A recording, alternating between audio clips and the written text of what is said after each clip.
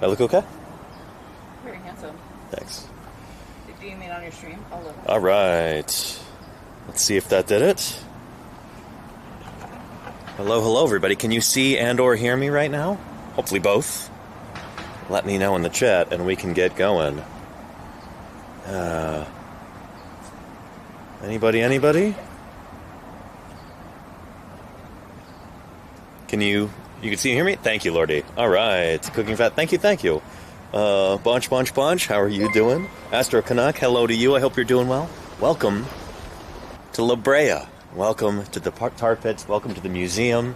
Welcome to Paleontologizing. So good to have you here. If you're here for the very first time, allow me to introduce myself.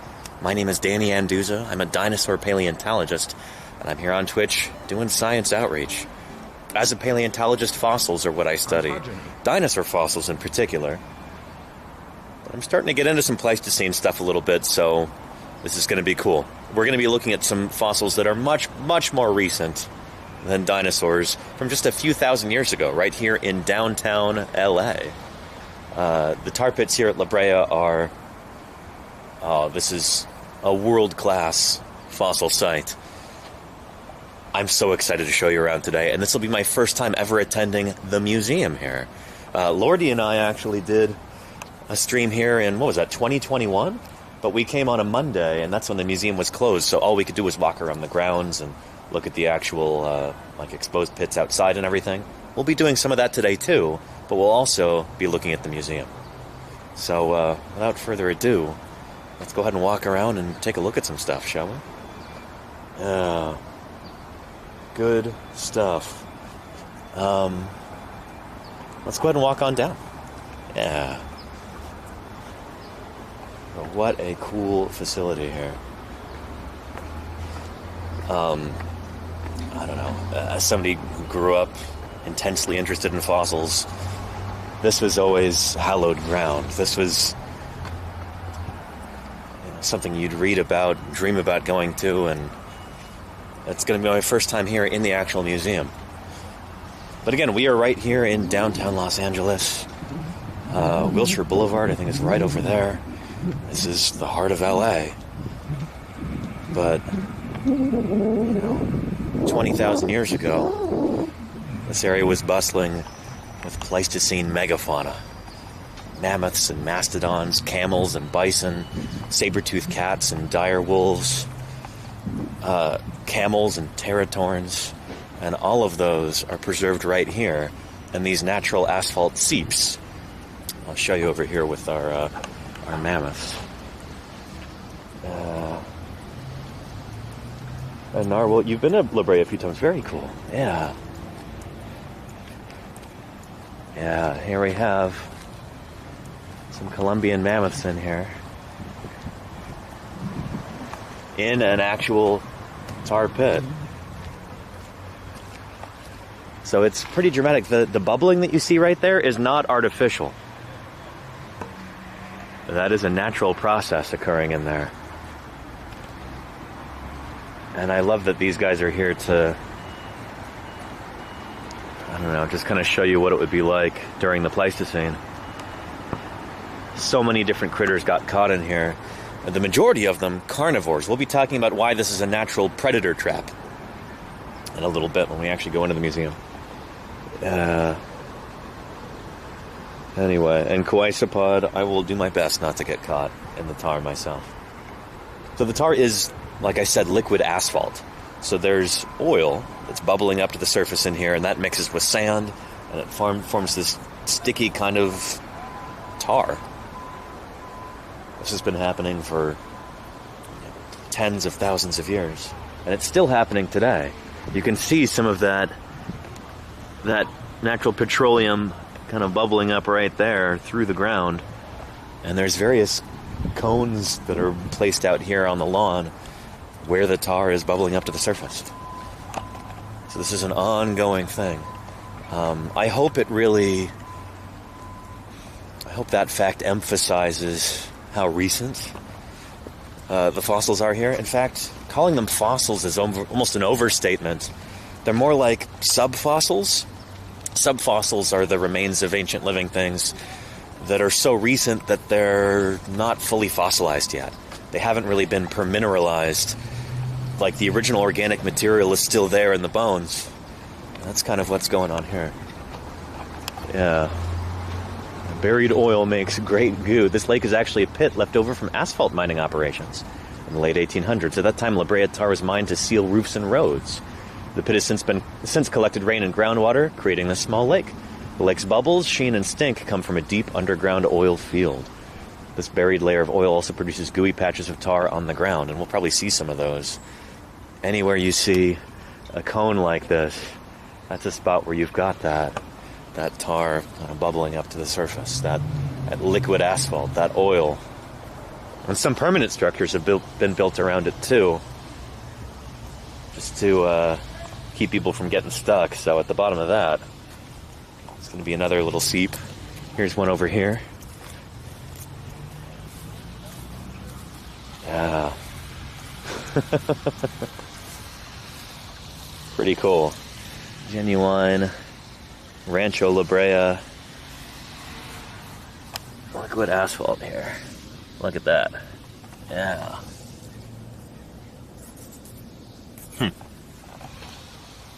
It's got very kind of oily smell to it. Yeah. Pretty neat. Yeah. And Victoria says, would most pre-fossils that we find have a high chance of being fully fossilized? It depends. It depends if conditions continue to be correct for that, you know? Yeah. Anyway, why don't we go ahead and go into the museum before it gets crowded? Okay. Does that sound good to you? I think Yogurt Garrel is also going to be joining us at some point. And, yeah, you think she'll be able to track us down in there? Yeah, she'll see that you're in the museum. Cool. I love that the cone says tar pits on it, too. That's really nice. It also says smelly.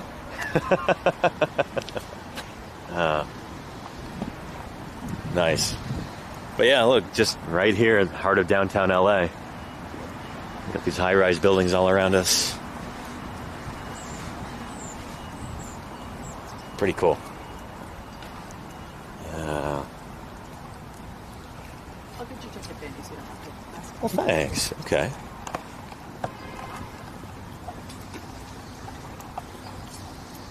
There. Give me just a minute here. I'm going to turn the, well, you know what? I don't have to turn it off. We'll keep it on. This has been recently renamed from the George C. Page Museum to the La Brea Tar Pits Museum.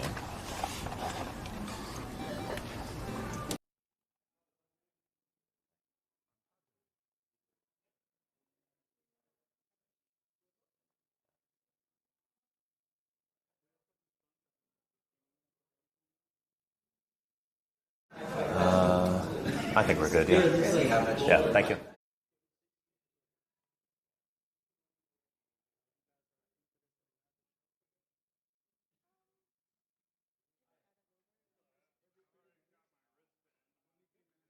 Okay. Okay, thank you.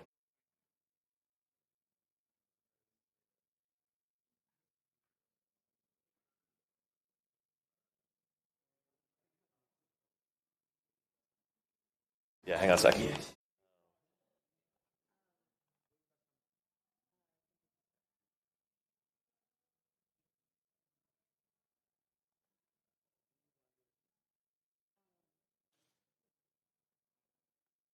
Very cool. Excited to look through the gift shop, too.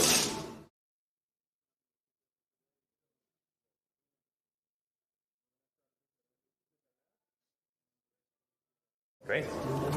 Oh, thank you very much. Thank you, thank you. Have a good day. You too, thanks. All right.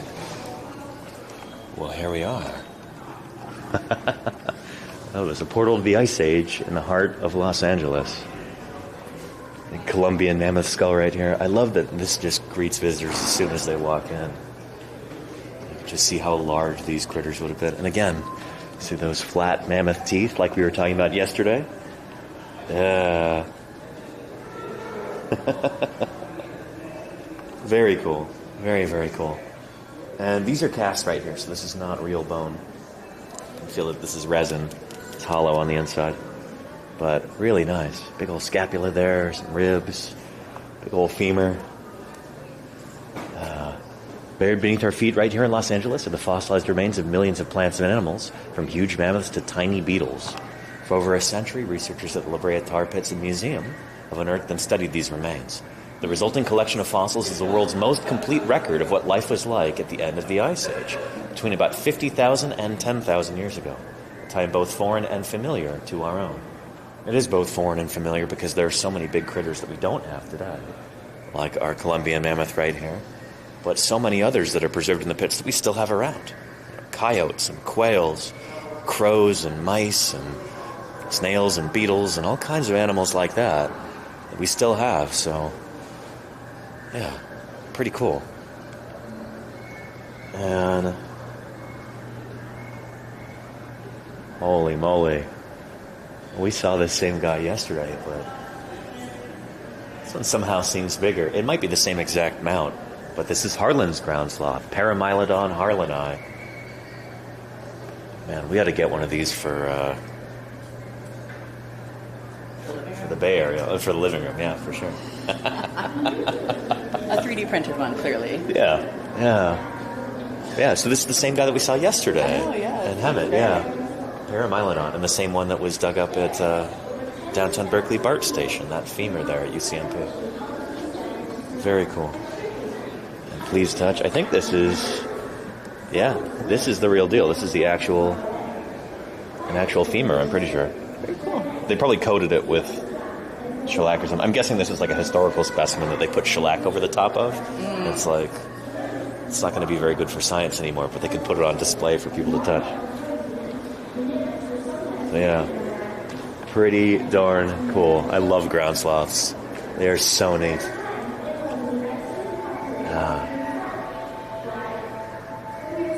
Elias says this would make a neat climbing tree for the cats.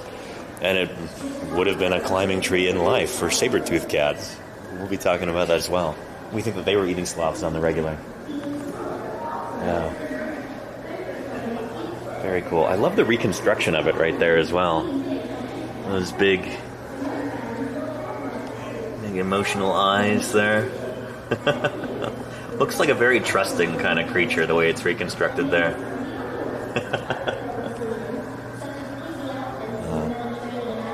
Is that one gone right now? No, you can actually see it. I don't know if you show up on camera. It's like a hollow. Oh, that's cool. Of a skeleton. Very, very cool. And then wait, and it'll show back up. Yeah. Oh, that is awesome. I hope you can see that right now, chat. How cool is that? Yeah, Smilodon. So this is our state fossil here. That is really neat. I've never seen this kind of effect in a museum before. This is a first for me.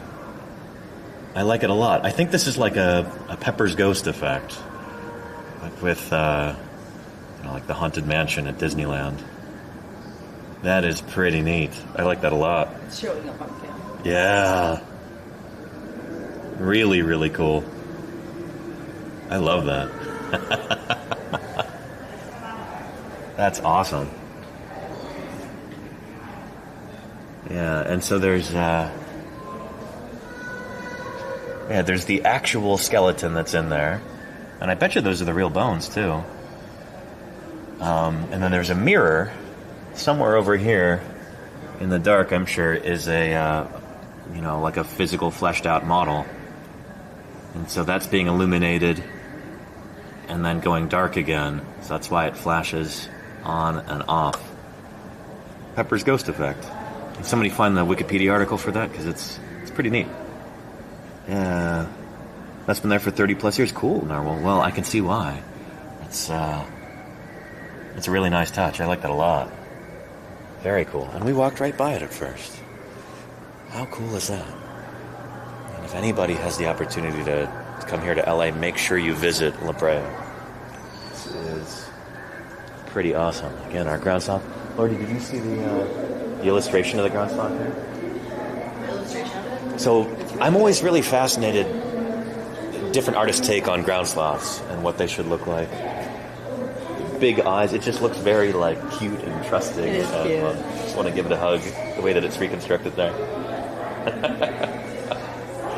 Yeah, that's so cool. I got to stop myself from always saying giant ground sloth when we're talking about critters like this, because Harlan's ground sloth is not particularly gigantic. It's only like medium sized. Oh gosh, I don't want to get trapped in tar. Yeah. This is really hard to pull up. Oh my god. Yeah, goodness. This is way thicker than I thought it was. Mm-hmm. It's liquid asphalt, I can see you know? why those mammoths are so upset. Yeah. No one's outside, yeah. Very cool. This is a great exhibit. Yeah, very, very cool.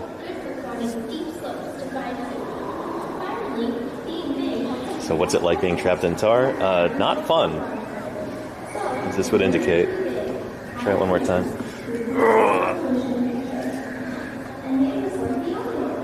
Oh, man.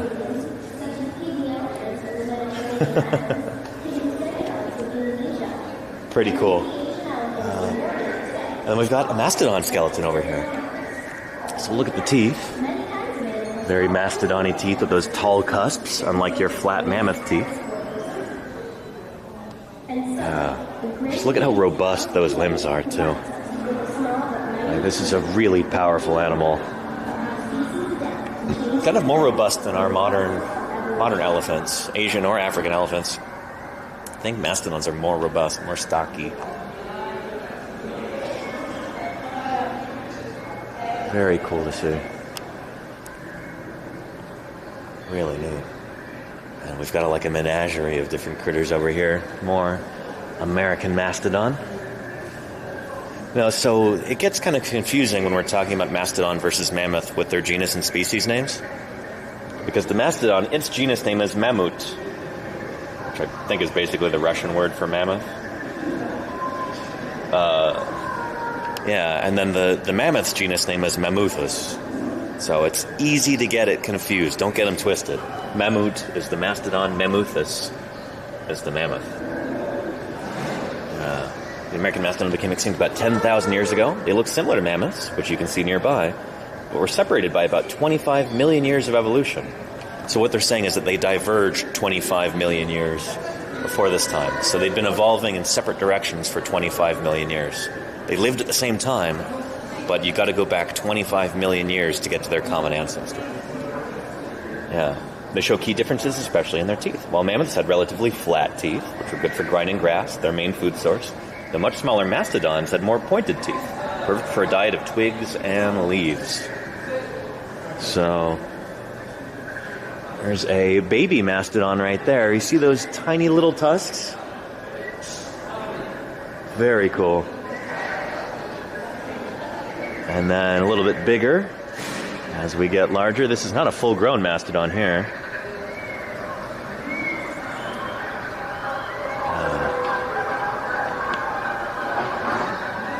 Is that log from inside one of the pits? I'm trying to see. It looks like it's a piece of the collections. It's got So yeah, a tag there's on a specimen tag on it, yeah. Cool. Yeah. And so what's really distinct about the stuff here at La Brea is the color of the bone. So normally, bones like this, these are not fully fossilized yet.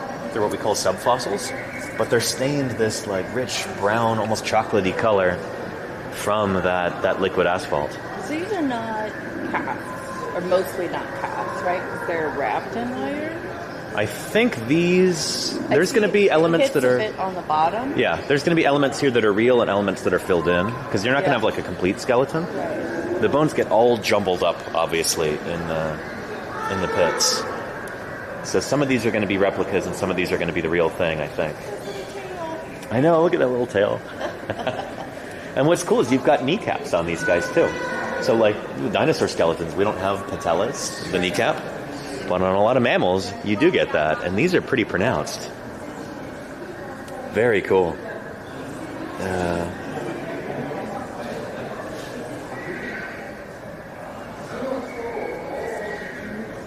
So these right here, these are going to be replicas. These are casts. But again, we got a patella right there, kneecap. as somebody who's dislocated a kneecap before and knows how painful that is, I don't know, I'm just very familiar with this part of the anatomy. I've done a lot of reading about it, and yeah, pretty cool. We don't have that in dinosaurs, but mammals we do. Let's go check out this camel with Lordy. And camels have been a continuous theme this month, both in fossil and modern form. And this is Camelops, right? Yeah. And some of our modern camels, and they get even bigger than this, too. This is, I think, not full adult size. Yeah. Very cool. I've said it many times this month so far, I'll say it again. Camels first evolved here in North America. They're an American original. And then they spread out throughout the globe after that, into South America, across the Bering Land Bridge, into Asia and Europe. But they started off right here, along with horses, along with primates, along with tapirs. There's so many different kinds of mammal that we think of as being fairly exotic that live in other parts of the world today, first evolved here in North America. And we only know that because we've studied their fossils. We've dug them up in places and figured out where their first occurrences are for all those groups. First occurrences are right here in North America.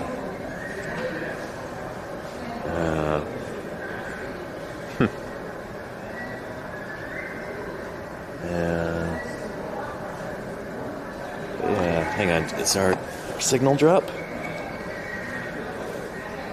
No, we should be doing okay. Yeah. Camera's still on. And do they only have two toes? Yes, indeed, Foxy Fool. Yeah. So, like we've been talking about, camels are artiodactyls. They're even-toed ungulates. So they've got two toes like that. So these guys are related to deer and cows and pigs that also have two toes. So they're on the opposite side of the hoofed mammal branch from like rhinos and horses and tapirs that have three toes. They're the odd-toed ungulates, perissodactyls. Camels are artiodactyls. Two toes. Two or four. Hippos have four.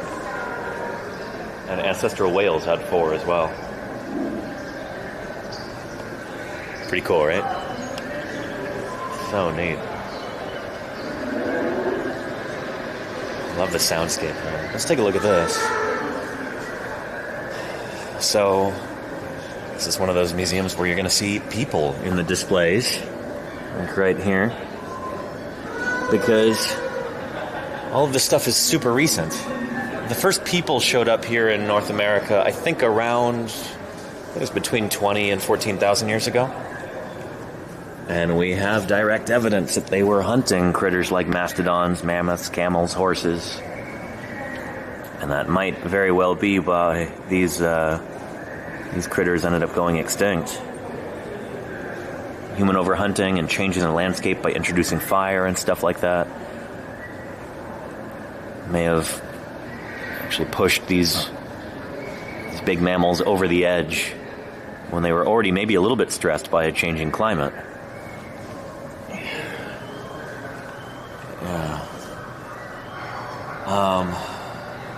Yeah, so this is actually based on paleoanthropological evidence.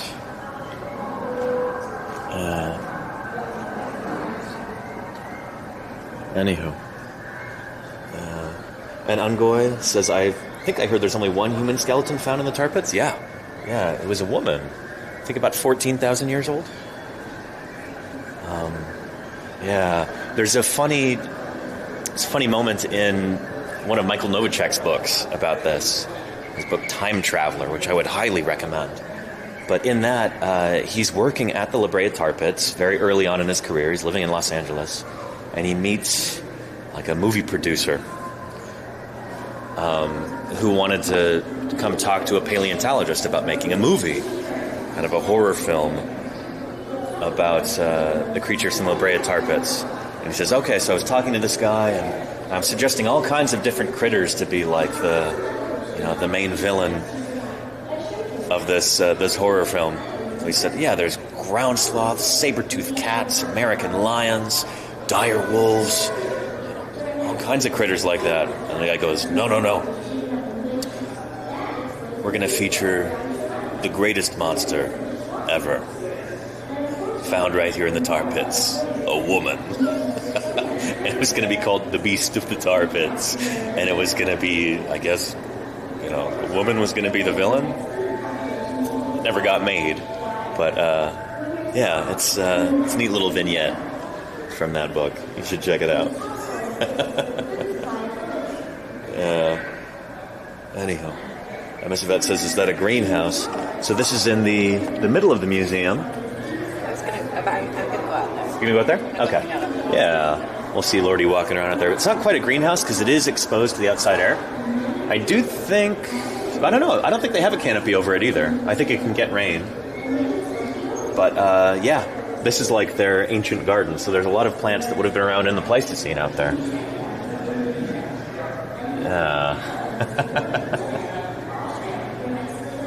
I think Lordy's got to make a phone call. But yeah. And Lena says, I'm down. I'd totally be a tar beast. Yeah. Yeah. Very cool. And Erica says, that's a model of the climate in Los Angeles in the Pleistocene. Very cool. Yeah. We'll take a look through there as well. Maybe when Yogurt Daryl gets here. But it's nice to be in here before it gets too crowded, The museum just opened not too long ago. This morning, I mean.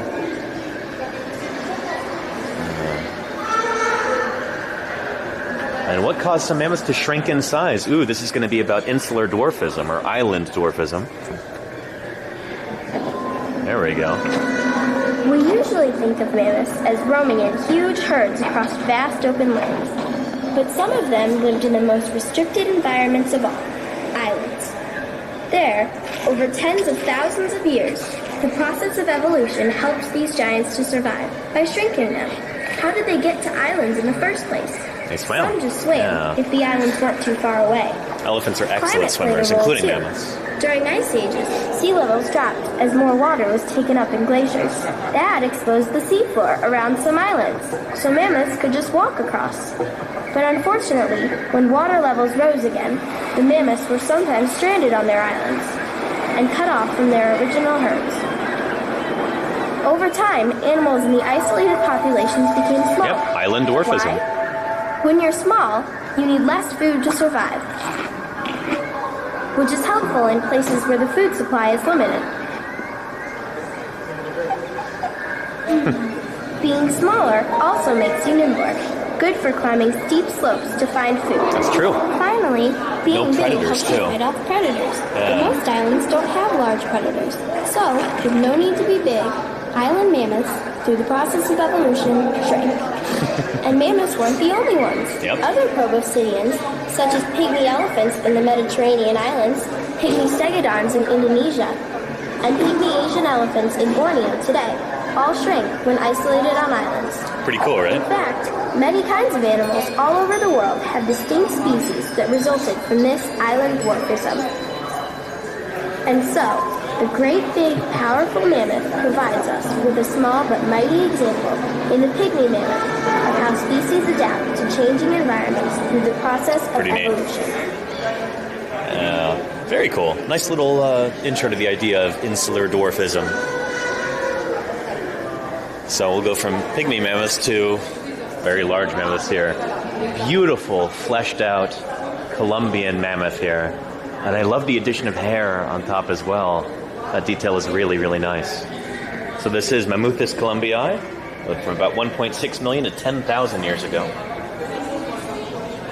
And we've got remains of these from right here, like on the grounds of this museum at the pits. This is it's a big animal, It's a big animal. And right here we've got one finger on the trunk, which I think is consistent with Asian elephants today. They only have one finger on the trunk, right? African elephants have got the top and the bottom. I think Asian elephants only have one, which is probably why this guy was reconstructed with just one finger on the trunk. Because Colombian mammoths, their closest living relative is the Asian elephant. So these projects you've probably heard about to try and reconstruct or bring back to life mammoths by like modifying an Asian elephant. That's why they chose the Asian elephant, is that the Asian elephant is more closely related to mammoths than it is to the African elephant. Cool to think about.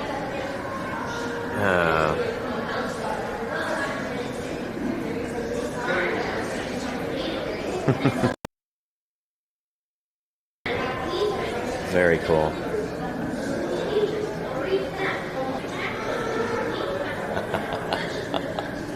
Oh, this makes me smile. Wonderful artistry here, based on excellent science. We're lucky in that we still have some species of elephant today. Most of them are gone, unfortunately, but we've got 2 or 3, and we can use those to try and fill in the blanks and imagine what extinct elephants, like this Columbian mammoth, would have looked like. Imagine if we didn't have any elephants today. It'd be a lot more difficult to reconstruct these guys. We wouldn't have as clear a picture of what they'd look like in life. We'd have no idea about the trunk. I mean, we'd have some inkling probably, but we wouldn't know how long it is, what are the proportions, all that stuff, you know? Yeah, let alone that lower jaw, the lips and everything. All that soft tissue, the ears. Yeah. It would be a lot trickier to try and reconstruct these guys. We'd have to rely on, like, you know, frozen mammoths from Siberia, and those are usually pretty incomplete. Yeah. I love this mural right here, too. Depicting all of these mammoths. We've got saber-toothed cats. They're really reconstructed to look like lions here, which is interesting. But these are Smilodon, you can tell, because they've not just got the saber fangs, but their forelimbs are so big, too. And then you've got camelops all hanging out in a group. I love how they're all interacting with each other, too. Like these mammoths over here, maybe some of the bulls from the herd, hassling the lions. And then we've got pronghorn. Antilocapra americana, if I remember correctly. These are still around. We saw a bunch of these this summer in Utah and Wyoming. I don't know if I caught any on camera, but they were all over the place. I was encountering them on the daily. Love pronghorn. Today, these are the last surviving members of this once grand lineage. Lots of different species of Antilocaprid here in North America. Now there's only one left. They are a remnant of the last ice age, along with some of the other critters that we have nowadays in North America. But the biggest and most charismatic ones, unfortunately, are gone.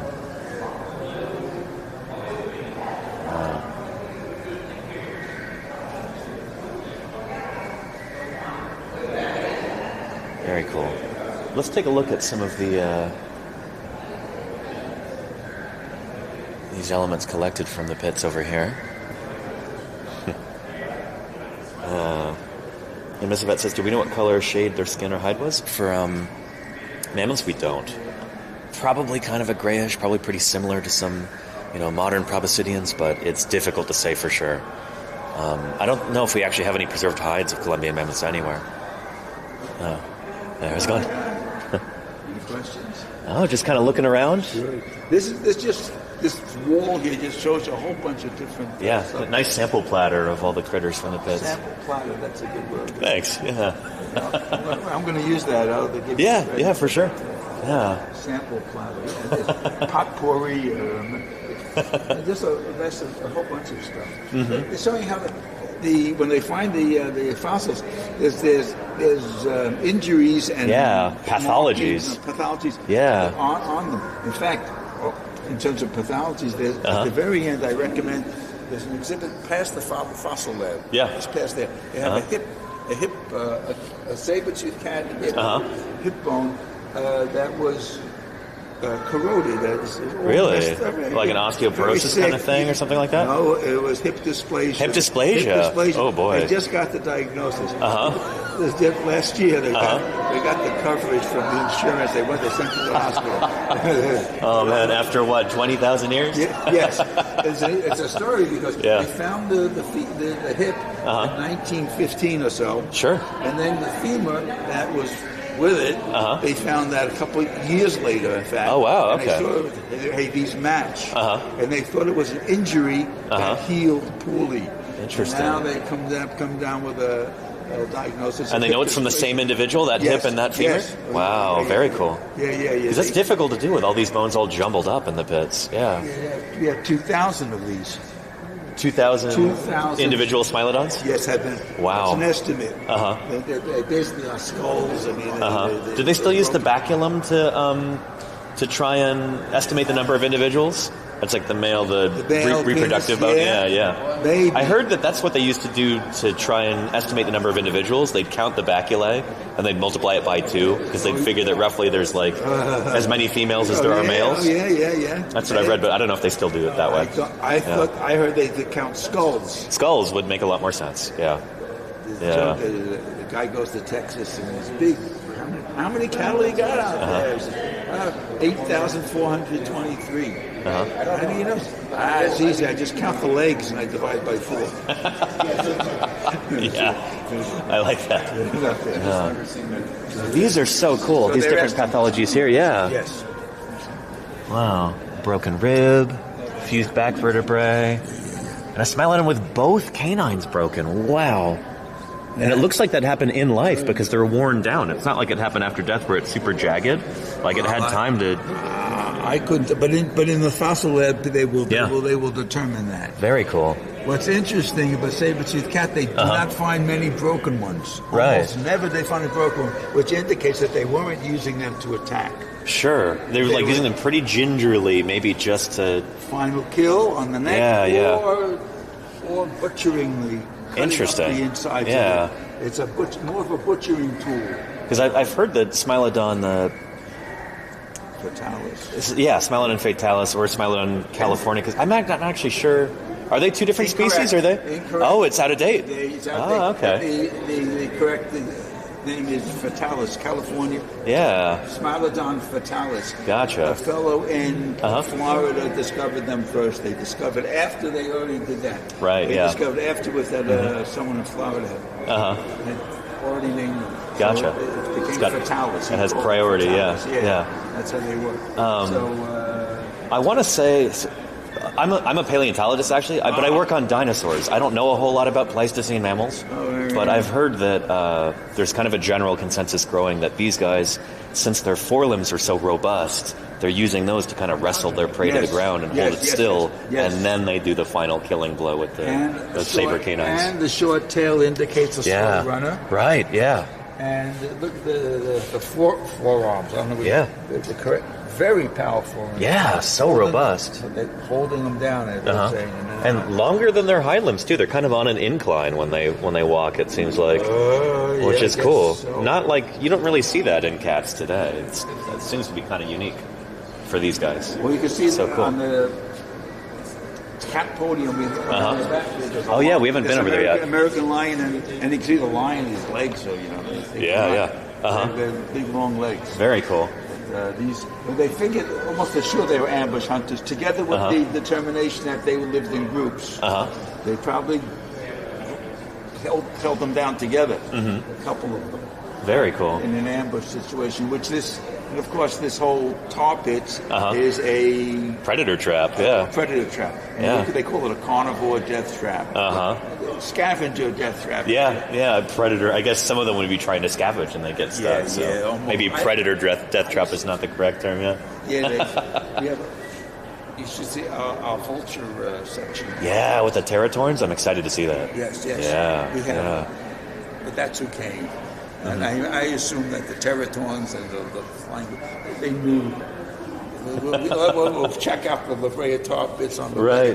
See if we can get a nice meal. Yeah. And hopefully, maybe once in a blue moon they get stuck. But that's right. Yeah, but they were probably swarmed over that area. They probably knew what was up. They knew not to get stuck for the most part. We have thousands of them. Yeah. We do have thousands. So it's 55,000 years of accumulation. Wow, I didn't realize that.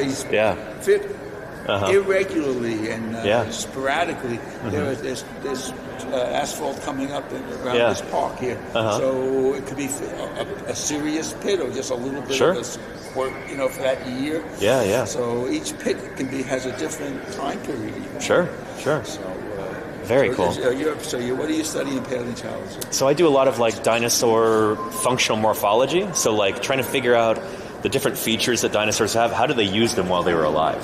So like spinosaurs, they're these fish-eating dinosaurs. Oh, yeah. How do they catch fish? That's one of the things I'm trying to figure out. So I've got a paper coming out about that pretty soon, hopefully. Very Thank you.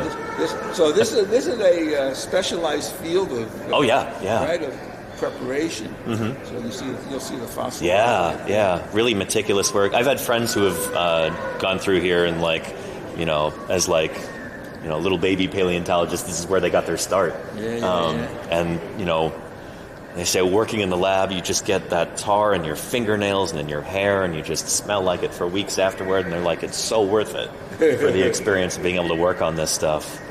Yeah, it's. But it's a specialized field. Absolutely, yeah. If you're good at tar removal. It's very different from the kind of prep work that I've done, like chipping rock away from fossils. Like this is going to be night and day difference. So I'm excited to see the lab over there. Good. Yeah. Nice talking to you. you. Steve, Danny, good to meet you. Thanks for talking to us. Sure. That's what we do here. We're interpreters. You're doing a great job. It's been great talking to you. But just take your time and there's so many things to see. Definitely. The bird collection, the fossil lab, that's right at the end. It's a small museum. This is cool, and this is my first time here. I've been here before on a Monday, and it was closed, so I just walked around the grounds. They're closing on a Tuesday. One Tuesday. I forget which one. Okay. I was just pretty unlucky last time I was here. You made it. Yeah, I'm glad I'm here. Yeah. Oh, great. Yeah, what a magical place. Yeah. There's your cast model. That's from the Chicago Field Museum. The mastodon right there? Yeah, and in the end, that exhibit, those bones sticking out of the rock, that's also from the Chicago Field Museum. Gotcha. So that's a cast model. Just about everything else you see is from the Wow. Yeah. The tusks, no. The tusks are like very cool. So these are mostly composites, right? Like you're not going to have every bone from the same animal. Yes. Yeah. Super cool, though. You don't get every bone either. Hardly ever. Right? Yeah, it's very rare. If it's a small dinosaur, it's a lot easier to get every bone. But, if you're talking about a dinosaur the size of a bus, think about the amount of dirt you'd have to sediment in order to cover that thing up. They usually don't even get buried all at once, so you're not going to find every bone. It has to be buried quickly. Yeah, exactly. It has to go down quickly. Yeah. Fantastic field. It really is. This is so fascinating. Oh, great. Yeah. And I love the growth series here of the Smilodon. So a colleague of mine at Berkeley just published a paper on this with the double canines for Smilodon. So the idea is that this is not like an aberration. That's fairly normal. It's almost like training wheels for the full adult tooth that comes in to keep it from from wobbling and breaking. That's so neat. They felt that they needed to have a tooth. They can't go without a tooth at all. Yep. Yeah. I don't know. It's not like you can lose them and then just, be out of luck. You got to have some sort of overlap right there. You have to have something in between the milk teeth and the adult tooth. Yeah. So it provides support. Yeah. Super cool. It's a very precarious adaptation. Adaptation. I don't know why. Very specialized. It's a question, what the hell were they good for? Exactly, yeah. But clearly they were successful animals. They lived all over the place. And very cool. Great. Oh, and there's the milk tooth right there. That's so cool. An imperial mammoth. Imperial mammoth, which we do not have. Oh, maybe, okay. I don't know. I guess you probably don't. We have Colombian mammoths. The imperial. I didn't know we had the imperial mammoths. Right. Certainly not on display. I've read somewhere. Maybe you've heard the same thing. That there's an idea that Colombian mammoths are basically a hybrid species between the imperial mammoth and the woolly mammoth. Yeah. I don't know what the consensus is nowadays because I don't work on mammals, but that's a really wild thought that these super common animals that are dominating the landscape, they're a hybrid. You don't normally see that kind of thing in the wild. It's kind of a weird fluke, not common for a hybrid to be really successful like that. But, you have the bison, which the antique bison, which is extinct, but survived by his very close relative, the bison, American bison, bison, yeah, which which came to dominate, really, as Yeah. a result of the mass extinction. Yeah, all these other did guys. very well. Yep. They It's an got rid open of the job market, predators. and they just take Yeah, over. open Yeah. job market, But yeah, that's so cool seeing the neural spines on that guy. It almost reminds me of like a spinosaur with those hyper elongate neural spines over the shoulders. Neural what? What do you call it? Neural spines. So we've got the same things, but just the projections coming off the top of the vertebrae there. Those are called neural spines. Uh-huh. And there's some dinosaurs that had crazy long ones like that too. And they've often been reconstructed. It's like they just basically, when you're drawing it, you just put skin over the top, so it's got like this thin ridge, like a sail on the top. Oh, those with the sail, yeah. Yeah, and I don't know. I and some of my colleagues kind of doubt that that's what's going on. Maybe it is just a fleshy hump like it is in a bison. Because these guys didn't have a sail. It's like with modern bison, it's a big, fatty, fleshy hump. And we think maybe some of these dinosaurs were the same way. I just recently saw some photos of a movie of bison fighting. Oh, yeah, like Holy the moly. headbutting that they do? You see what the muscles are for. Yeah, absolutely. And that helps hold up the weight of the head, too. It's like a suspension bridge, where you instead of like the cables on a bridge, you've got sinews and tendons that run up that right. and just hold the head up, because it's so big and heavy. Yeah. Yeah. But they slam each other with this. It's unbelievable to watch that. Amazing. Yeah, so cool. Oh, bison are such interesting animals. Yeah. I like hanging out, stand. They put me here, I'm happy. Oh, yeah. So look good. I like it. Good company, yeah. I love the reconstruction they have here, too. This illustration is great. And yeah, like, it looks so wild, those neural spines there, but here it just, yep, they've got a tall hump. It's like it makes sense when you flesh it out like this. That's right. It looks less ridiculous when you actually put That's correct. the flesh over the top of and it like their that. head they're low. Yeah. They're low, but they run fast and they can. Yeah. They're big. Amazing animals. What a cool critter. Yeah. Look at some of these. Oh, this is neat. Yeah, this is the taphonomy section here. Very cool. So yeah, surface weathering of a scapula right there. So like clearly that was there on the surface for a while. Yes. Rodent gnaw marks. That's so neat. Oh yeah. That bit of limb bone there. It's so distinct too. Water wear on these guys. Interesting. And pit wear. What does that mean? Is that like burrowing insects, or is it? No, that's inside the pit. The bones move against each other. Oh, interesting. So the bones are just abrading the other bones. Yes. The methane still comes because you see that bubbling up. Yeah, yeah. It bubbles up all around this neighborhood. It'll make it move.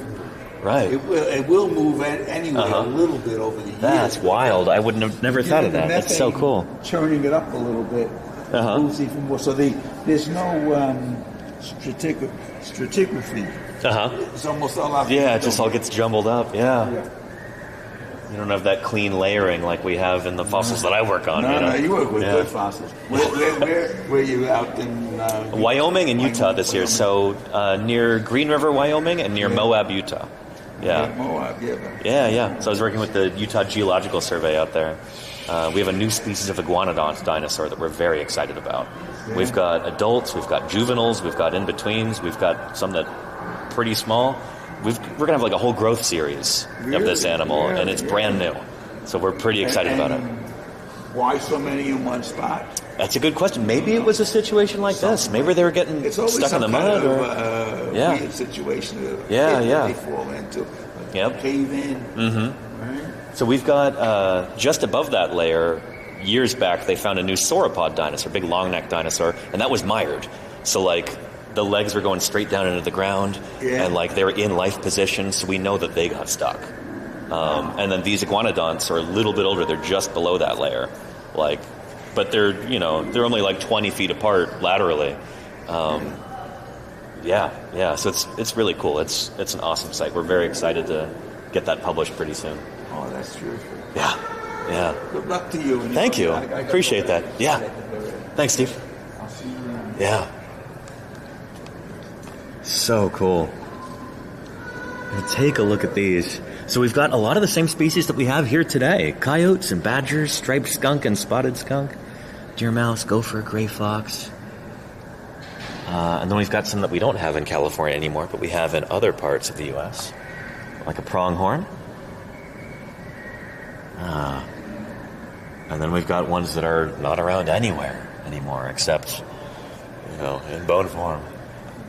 Yeah. Saber-tooths here. Shasta ground sloth skull. And that is the real skull, by the way. You can see the little 166 painted there on the denary. It's painted. It's drawn on with permanent marker, probably a micron pen. 166. Camel skull. These are the actual, legit, real fossils. Not replicas, not casts. The real deal.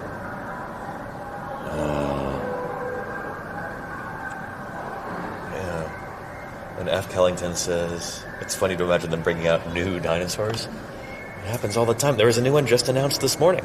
Yeah, a new species of Labocania. It's a tyrannosaur from Mexico. Just published today, I think. Maybe it was yesterday. I think it was today. We'll be talking about that pretty soon. My stream. On average, there's a new dinosaur published once every week so far this year. 2024 has been a banner year. For the past decade, the average is once every 9 days you have a new dinosaur described. Anyway, cool stuff. As for this, I don't know how long it's been since a new species was published from La Brea, but these critters are really, really well studied, and many of them are still around today. So many of these animals, like a black bear right there. Black bear bones from the tar pits. Very cool. Yeah.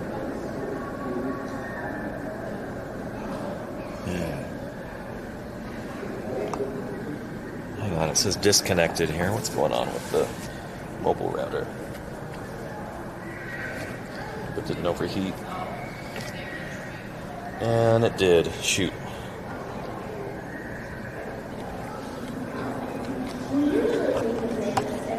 Hang on just a second.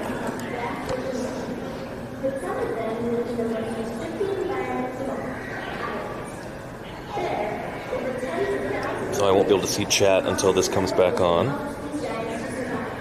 So hold your horses, everybody. Sorry. Even here in the air conditioning, some of the equipment's overheating, which is not ideal.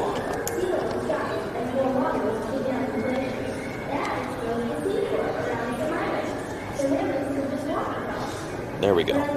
Okay, it's booting back up. I should be able to see you in just a minute, chat.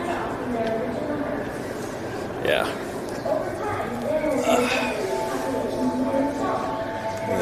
Hopefully we're still live. I think we are. Yeah, excellent. Anyway, and here's our American lion right there. You can see the specimen number right there. So cool. And that's an old one, too. Old-timey handwriting. Lovely. This is so cool. Check out the horse skull, too. Extinct western horse. A lot of people don't realize that we had horses right here in North America. North America is where horses first evolved. But yeah, the Spanish didn't introduce the first horses to North America. They reintroduced horses after these guys had lived and died, gone extinct. Very cool. Anyway.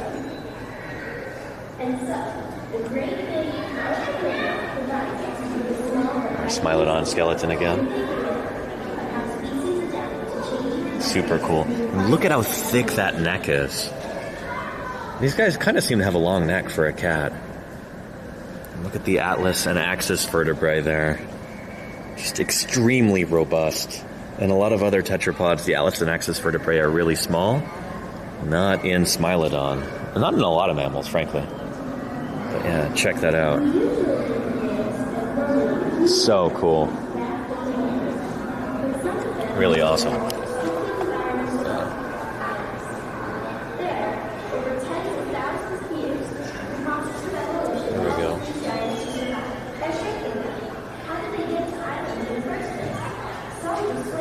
There we go. Now our disconnected now. There we go. Good stuff. And Craig Togar says, wait, there were no horses in North America before the Europeans showed up? Yeah, temporarily at least. They've gone extinct here in North America, along with the mammoths and mastodons and saber-toothed cats and everything else. Yeah. But yeah, we never dropped. Good, Claire. Okay, excellent. Yeah. And then dwarf pronghorn. Very cool. I presume this is life-size right here. Yeah. Pretty neat.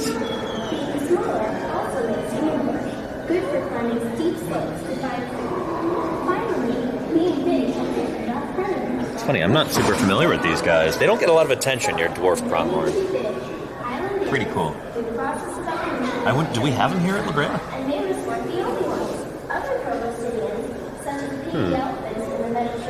Probably do. And this is neat too. I want to show you this as well.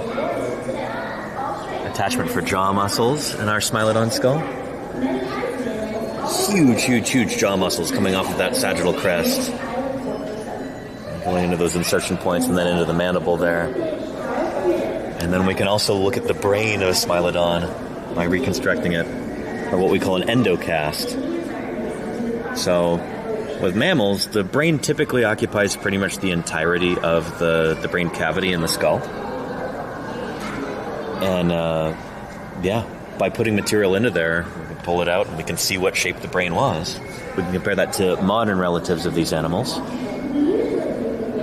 and start to get an idea of what they're all about by their brain anatomy. So smelling, locomotion, feeling, seeing, hearing.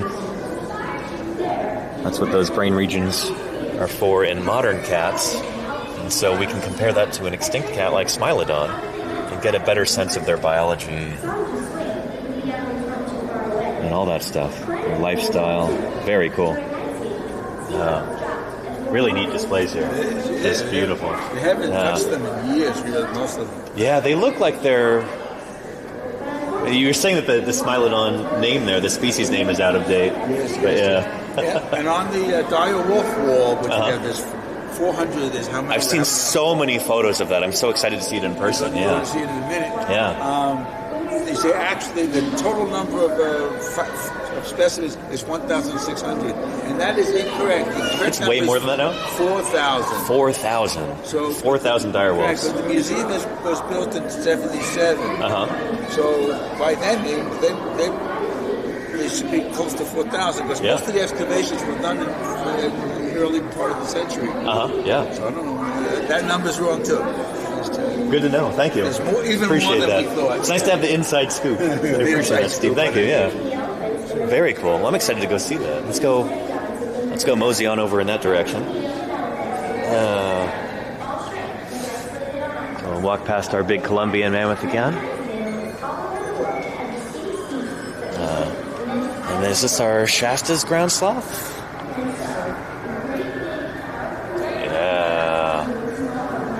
Shasta ground sloth, Nothrotheriops. This small sloth had a tubular-shaped snout and fewer teeth than the larger sloths. The structure of its teeth suggests it was a browser, feeding on leaves of shrubs or low-hanging tree branches. Fossil dung found in Arizona and Nevada support this view. Yeah, found near the Grand Canyon, if I remember correctly, in caves. Dung of Shasta ground sloths. But yeah, kind of a longer snout than you've got in your larger ground sloths. Very cool. So presumably these are the real bones in here. Although I don't see specimen numbers. I wonder if that's before they did that. Super cool. And I love the way that the lower jaw just kind of scoops out like that. Almost reminds me of like an elephant lower jaw. Would have presumably had muscular lips over that. Neat stuff. Yeah. Super cool. And what a weird way to locomote as well. Just walking along the sides of the feet and then along on their knuckles on the forelimbs. Super cool. And looks super powerful, says Cooking Fat. Oh yeah, you would not want to get into a fight with a sloth like this. It might be kind of slow, but it's an animal that'd be stronger than a bear of equivalent size. Yeah. pretty impressive.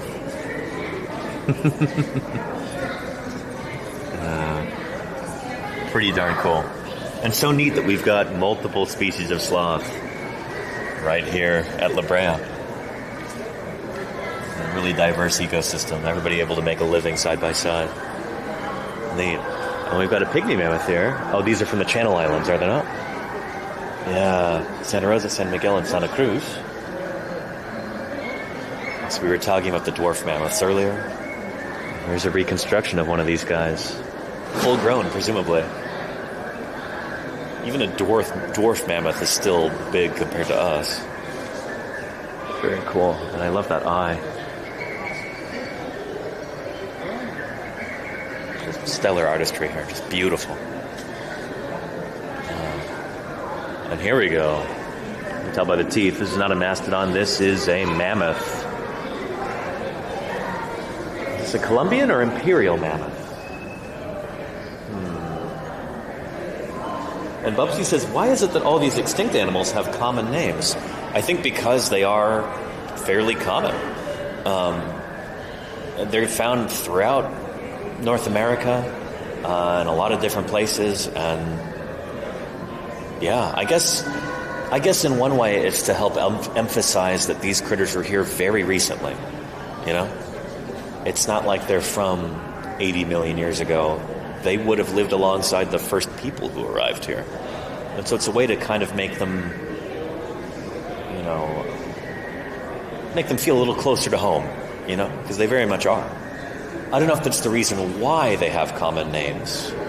I'm not familiar enough with my Pleistocene mammals to be able to tell you a story as to how these common names came to be.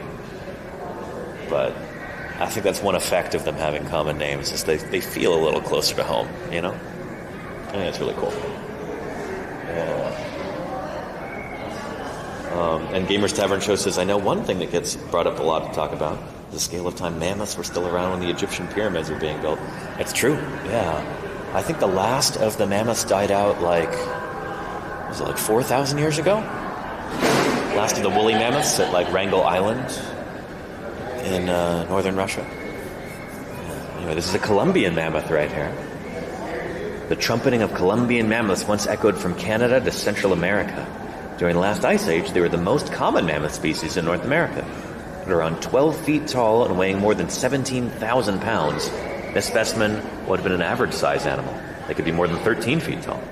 Broad, ridged molars allowed mammoths, like cows and horses, to graze on grasses, sedges, and other tough plants. Very cool.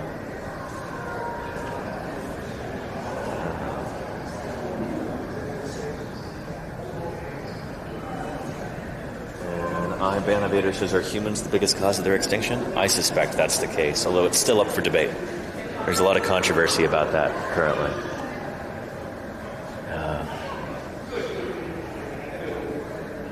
Wow, very cool. Those tusks. Just incredible. And just imagine the amount of resources necessary to produce that from your body, you know? Number of calories you'd have to take in, not just to survive and keep your body going, and, you know, keep your metabolism churning, but also to produce these enormous tusks. That is wild.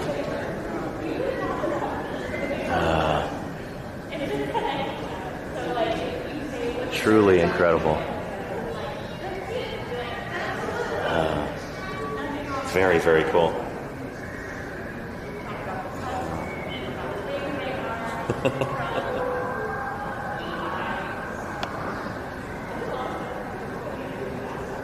We'll walk around one more time. Just drinking this in. Just incredible.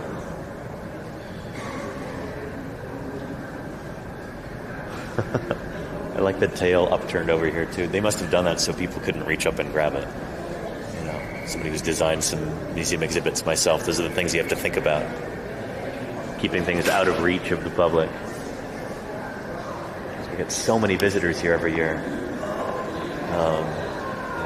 Kids who are lucky enough to grow up in this area would come here on field trips, I'm sure, at least a couple times during their schooling. There's a lot of people who live in Southern California. Anybody in the chat grow up in SoCal, and have you been here before on a field trip, perhaps? Very, very cool.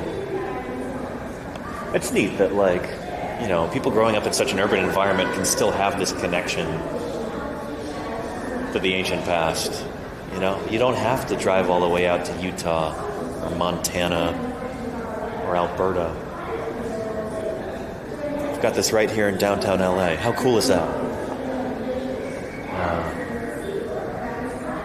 Here, we'll take a look at the lower jaw of this mammoth here, too. 2 adult mammoths, different sizes, yeah. So Colombian mammoth here. Look at those big flat teeth, like we were talking about. Flat teeth for grazing. Grasses and sedges and stuff. And then pygmy mammoth, lower jaws. That's cool. That's really cool. And that's an adult, by the way. I want to emphasize that. The pygmy mammoth. The Muthus exilis. It's like they were exiled to that island. And then ensmollened themselves over the generations to better survive. Super cool. Alright, and Pimpcat says, so where does the tar come from?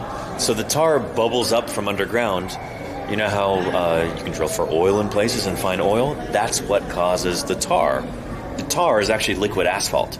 So it's a mixture of naturally occurring petroleum and sand and other grit and stuff like that. That's what forms this really sticky tar. So down here in Southern California, there's, you know, lots of oil seeps. That's what makes the tar.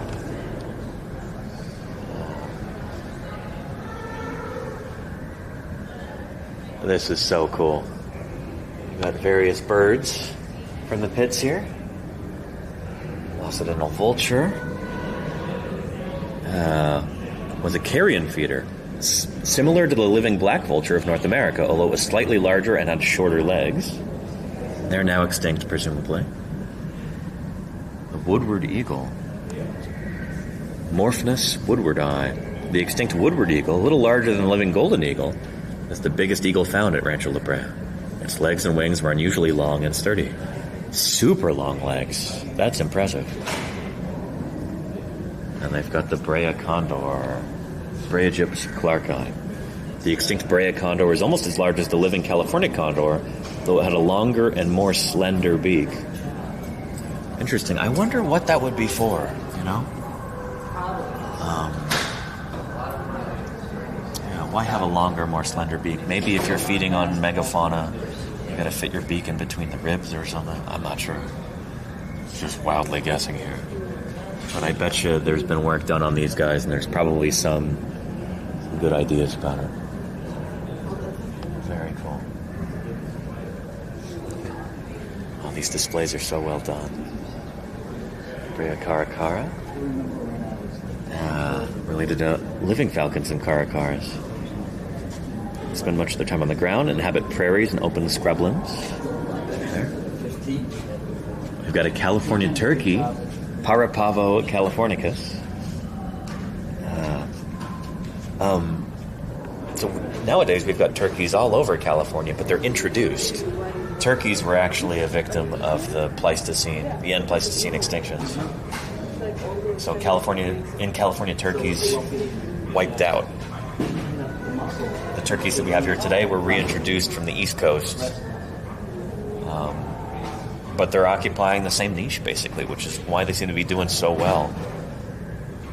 It's like the whole turkey idea was tried and true. This, it worked really well.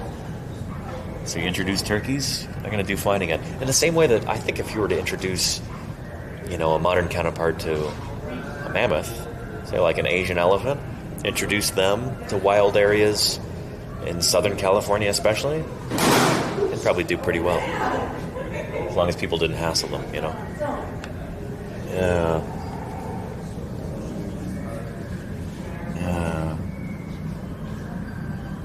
So would the reintroduced turkeys be considered invasive or no? I think it depends who you ask, Salamander. That's a great question. I know they're managed by California Fish and Wildlife. I don't know if they're considered invasive, though. Yeah, that's a good question. We've got our ancestral California condor here. Very nice. Yeah. And hang on a second.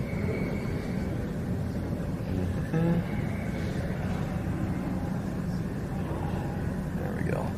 Very cool. So, with any luck, we might actually see some condors at the Oakland Zoo coming up.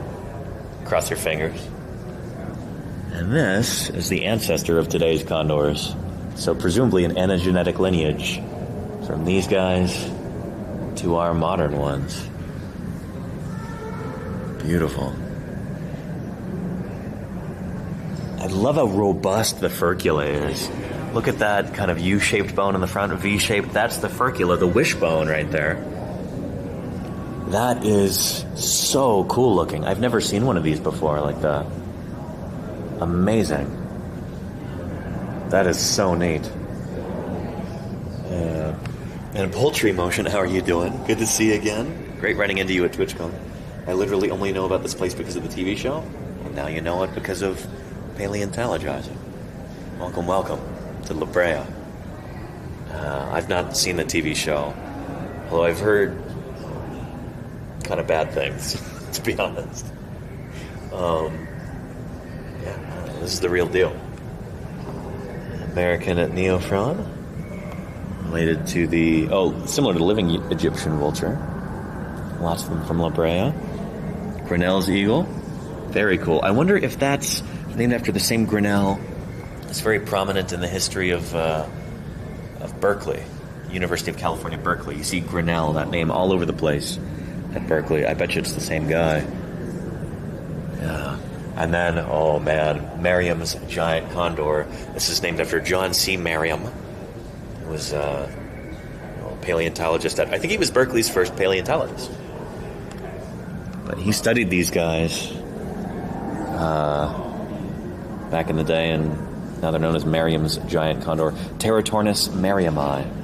The great body size of this extinct condor-like bird is very apparent when it is mounted in a position of rest. Its powerful hooked beak was used for feeding on large dead animals. So robust. Look at that skull right there. Very cool. And condors are indeed scavengers like vultures. Yes, Pepcat.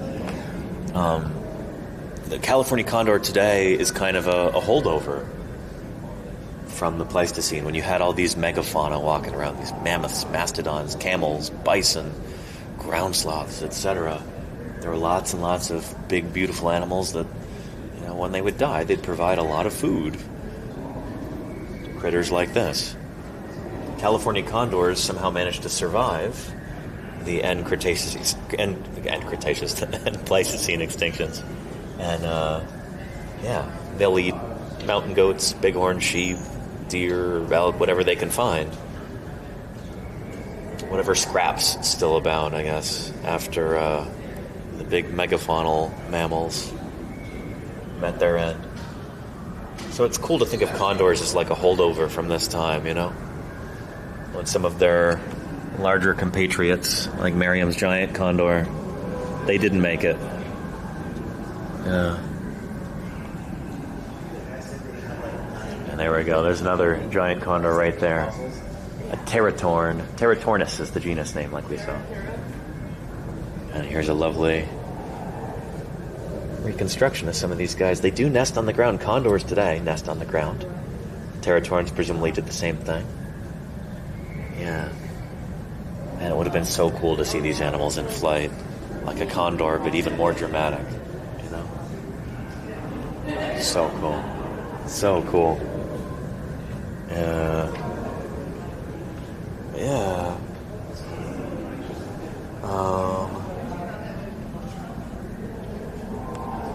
There we go. History of Rancho La Brea. Very nice. So we'll see some of the people we recognize from Berkeley here.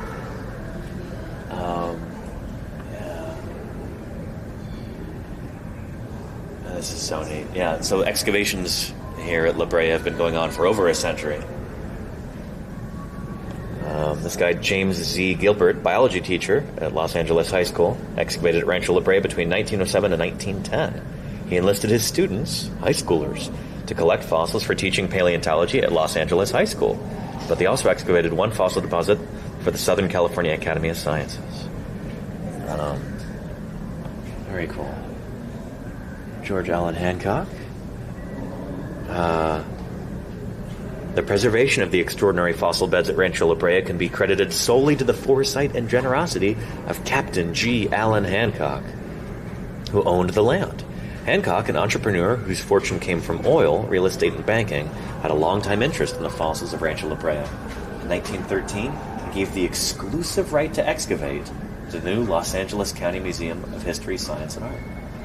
His recognition of the monumental scientific value of the site and a desire to preserve it for future generations led to the donation of the 23 acres known as Hancock Park to the County of Los Angeles in 1924. In keeping with his deep respect for knowledge and scholarship, he stipulated that in his gift, the scientific features of the site be preserved. We would not be here today if it weren't for this guy. Salute to him. Paleo salute to G. Allen Hancock. Hildegard Howard. She was an internationally recognized expert on fossil birds. Some of her most significant research was on the bird fossils from Rancho La Brea, about which she wrote over 30 papers. She got her PhD from Berkeley, nice. She was hired by LACM to curate the large collection of fossil bird bones. She was eventually promoted to the position of Chief Curator of Science. And in 1953, Hildegard Howard was the first woman to be awarded the American Ornithologist Union's prestigious Brewster Medal for her outstanding research on fossil birds, particularly those from Rancho La Brea. Very cool. She retired in 1961, but continued to undertake research at the museum until 1990. In 1991, she donated her original notes and manuscripts to the Rancho La Brea topics to the George C. Page Museum. Very cool. Yeah. John Campbell Merriam. This guy here, I recognize that face anywhere. That's at Berkeley, when I was volunteering there at the Museum of Paleontology in high school. I'd go there every day that I could. Any day that I didn't have school, and even some days that I did have school, I'd just cut class and go to the museum, hang out with the paleontologists, all that. So a lot of work that I would do would be kind of in the back rooms. It would be very quiet, slightly eerie sometimes. And there was this portrait of John C. Merriam. It's a photograph. There up on the wall, and I swear his eyes would follow you when you'd walk around. Just these piercing eyes. And so every morning I'd walk in and I felt like I had to say hi to him. Like, hello, John. It's good to see you today. It's him right here. He was one of the most famous paleontologists of his time. He directed excavations at Rancho La Brea by the University of California, Berkeley in 1906 and in 1912 to 1913. Merriam and his students undertook the first comprehensive scientific studies of the fossils from Rancho La Brea.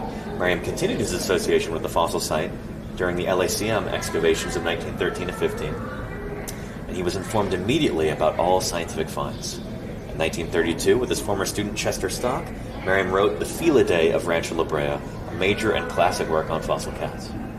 So the Merriam's giant teratorn that we saw over here is named after John C. Merriam. Again, Teratornis merriami, Merriam's giant condor, named after that guy. Very cool.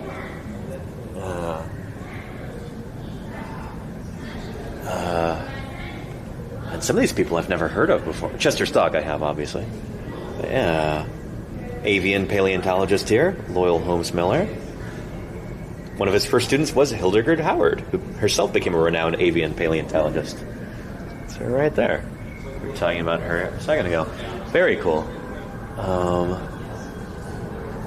Yeah. His bibliography contains over 200 titles, more than 30 on Rancho La Brea birds. One of the pioneers of paleopathology here, Roy Lee Moody. From 1923 until his death in 1934, Moody devoted much effort to the examination of pathological specimens specimens that have injuries, which is really important for understanding how these animals lived. Found at Rancho La Brea. Although some of Moody's diagnoses and conclusions have been questioned by later workers. That's science, baby. That's how it works. His cumulative contribution to paleontology was enormous. Very cool. Salute to him. And Chester Stock. Another name that looms large in Berkeley's Paleontology Museum.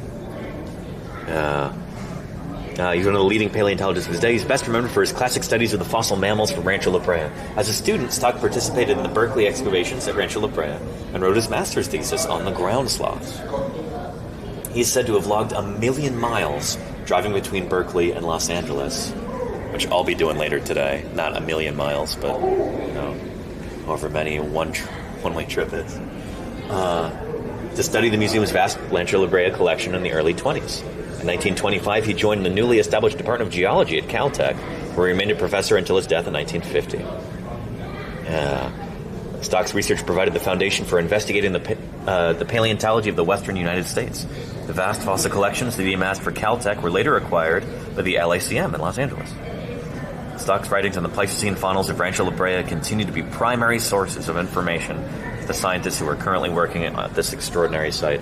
Very cool. So just a long storied history of paleontological research here at La Brea. And, I don't know. What you're seeing here is just the tip of the iceberg, obviously. Not just in terms of the fossil specimens that are on display. There's so many more that are in the collections downstairs. But just, in talking about the work, research has been conducted here for over a century at this point. Everything that we know has been the result of tireless work, countless hours. Like I often say about paleontology, we're standing on the shoulders of giants here. And as an example of all of these specimens that exist here, the huge sample size, take a look at the wall of skulls here. Dire wolves, it's so cool. I've been seeing pictures of this since I was a little kid. Dreaming of coming here and seeing it in person, and it is magical. This is the kind of sample size that I, as a dinosaur paleontologist, dream about. We don't have this kind of thing for hardly any dinosaurs. So the amount of science that you can do, quantitative work on dire wolves, this just enables all kinds of really, really cool research. Just amazing. Yeah. Stupendous.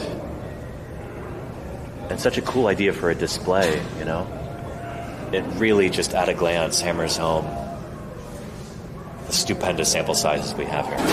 It is incredible.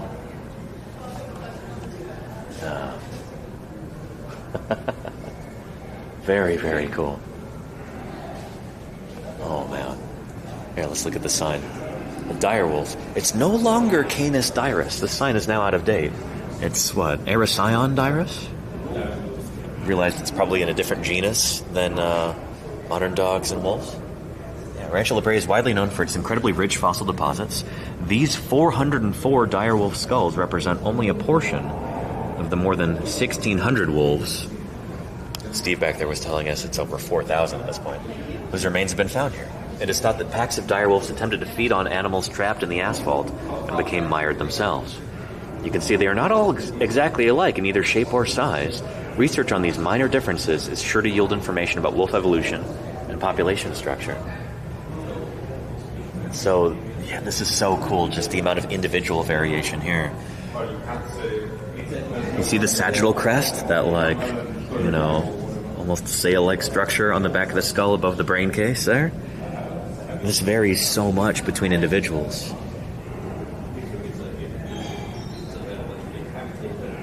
And the zygomatic arches look different on so many of these too. Some of them are missing teeth. Some of that might be taphonomic, and some of it may have happened in life. So cool. Yeah.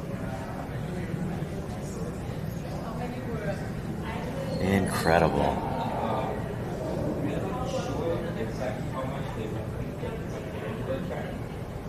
Very, very cool. Pretty darn neat. The other day not the other day, this was maybe a couple months ago, somebody in chat asked, wait, dire wolves are real? Like, yeah, I guess they're a thing in pop culture as well. But, yeah, formerly known as Canis dirus, now known as Ericyon dirus. They are very much a real animal and the most common large mammal from Brea, which is unusual. In most fossil assemblages, the carnivorous animals are less common than the herbivores, just because in any given environment, you got to have a lot more plant eaters to support a small number of meat eaters. But here, this is a natural predator trap, or you could also call it a scavenger trap, I suppose. You might have a few animals that get stuck in the pits there, and then, they're flailing around, their calls of distress, the smell of their carcasses afterward would attract all kinds of carnivores. And then those carnivores get trapped and attract more carnivores, so you could kind of see how that works, right? That's why we've got over 4,000 dire wolves from Brea so far. Really incredible. Just fantastic. And I love the life reconstruction here. They really tried to make them look scary. Yeah.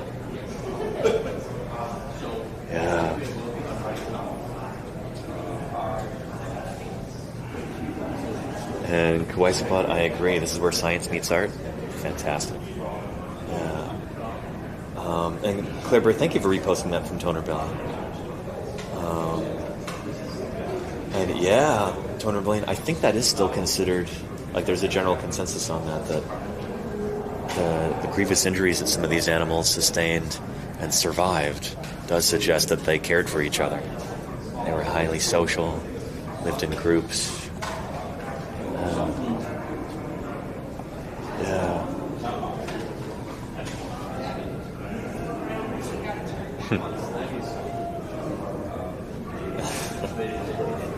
And, yeah. Here, give me a second here.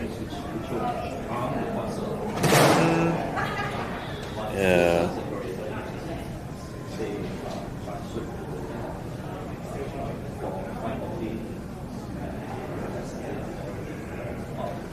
Yeah, when did dire wolves go extinct? I think about 10,000 years ago. Maybe closer to 14, but around the same time that the rest of these wonderful megafaunal mammals kicked the bucket too.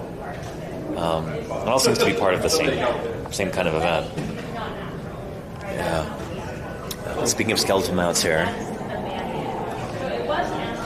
we're all adults here, so we can be mature about this.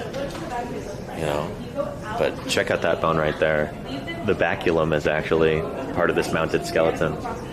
You don't often see that in fossil skeletal mounts. But yeah. Pretty interesting. So we know he's male. Pretty cool. Alright, dire wolf. The extinct dire wolf was closely related to the living timber wolf. I think we no longer think that's true. It's a different genus. Probably hunted in packs. Many of the wolf bones found here at Brea show evidence of serious injuries that later healed, like a crushed paw or broken limb. The social structure of the pack would have allowed these wolves to survive, even when they were unable to hunt for themselves. Pretty cool. Pretty neat. So basically, nothing wrong. It was only they were stuck, and then carnivores took over. Over here, very cool. We've got some cats. Holy cow, look at the size of that lion. American lion. This is significantly larger than modern lions. It is truly impressive. And look at how long those legs are. Presumably would have been a lot faster than a modern lion, too. This is so cool.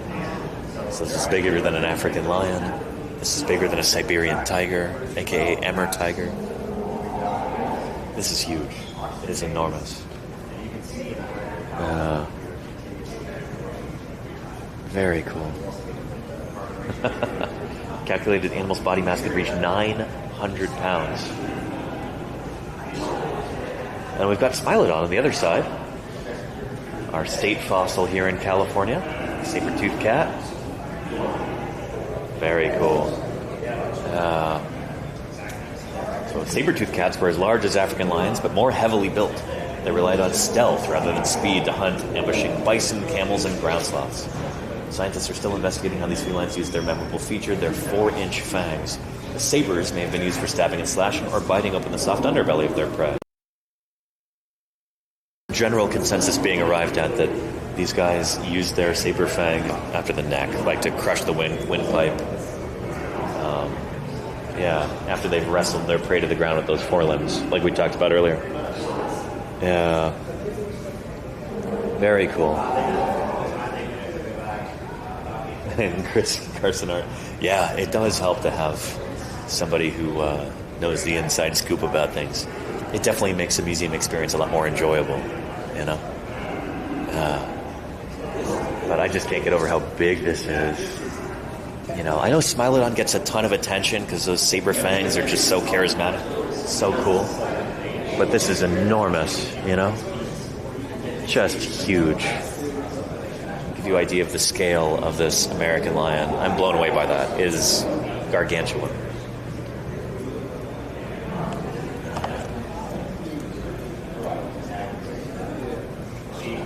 Look at that. Look at how big this is. Look at that skull. It's like bigger than a polar bear skull. Huge.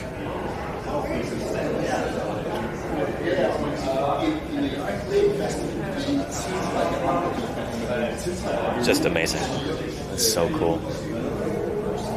I do research right now. The American lion. Very cool. Let's take a look at the fossil lab here. Oh, this is so cool. And I'm impressed by how clean it is, too. I've worked in a lot of different prep labs over the years. This is one of the cleaner ones that I've seen, for sure.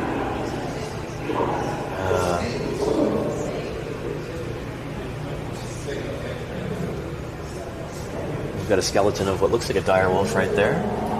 Yeah, it's got to be. And, oh, this is really neat. This reminds me, when I first started streaming, my very first streams, like the first few weeks, were microscope streams like this, looking at microfossils with a USB microscope. Some of you may have even been here for some of those. But, yeah. This reminds me of that, although they've got a much nicer microscope than I have at home. Sorting microfossils. They are keys to understanding the Ice Age environment. Many of these fossils are life forms that still exist today and are known to require specific rainfall, temperature, food, and soil conditions. So that could be a key for kind of understanding what this ancient ecosystem was like just a few thousand years ago here in LA, before the climate changed to what it is today. Super cool. Yeah, small bones, teeth, insects, plant material, freshwater shells. Awesome. Now, Madam 33 wants to know, how do or did they extract the fossils from the tar? They've got big blocks of them. We'll see some of those outside later. But they basically just use small tools for, to kind of pick through that liquid asphalt, that tar. And it requires a tremendous amount of patience, skill. It's pretty cool. Yeah. So how long does it take to actually prepare a fossil from start to finish? The whiteboard says there. Smaller fossils like this coyote paw bone take as little as 4 hours to prepare, to remove the asphalt, clay, and silt, and conserve, apply adhesive, probably consolidant is what they're talking about, Vinac or Budvar. Whereas larger fossils like a mammoth toe could take up to 4 days.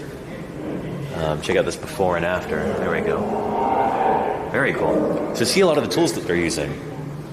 Toothbrushes, paintbrushes, cotton swabs, toothpicks, like kind of wooden awls right there.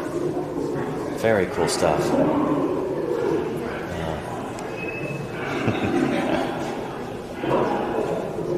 Oh, and they use paraloid B72. Well. I was going to ask them what kind of glue they use. And that makes a lot of sense. Yeah. It's the same stuff that we were using this summer in Utah, was B72. Although I think it was acryloid B72, wasn't it? Anyway. So it's a consolidant glue. It's like a plastic that gets dissolved in acetone, like nail polish remover, and that helps penetrate the bone, and then the acetone evaporates away and leaves the plastic inside to help strengthen everything from within. And the cool thing about that kind of adhesive is that it's reversible too. That's really, really important in like a museum setting, that everything be reversible. So if there's ever any kind of mistake that you make or you ever have to undo it, you can. This is neat. So here's the excavation process they describe here. We've uncovered millions of fossils from the asphalt seeps at Brea tar pits, and we are still digging. We also gathered detailed information about where each fossil is found. This tells us more about the environment in which the animal or plant lived and died. And so these bones can be all jumbled up like this as the tar hardens.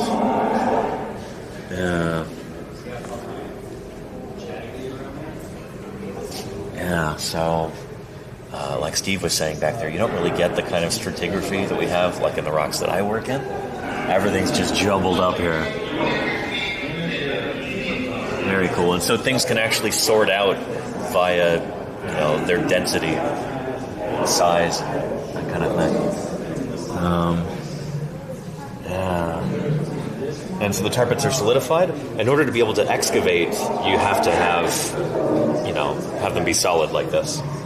There is tar out there that is liquid, but a lot of this stuff has hardened over thousands of years. And so it's pretty dense. Yeah.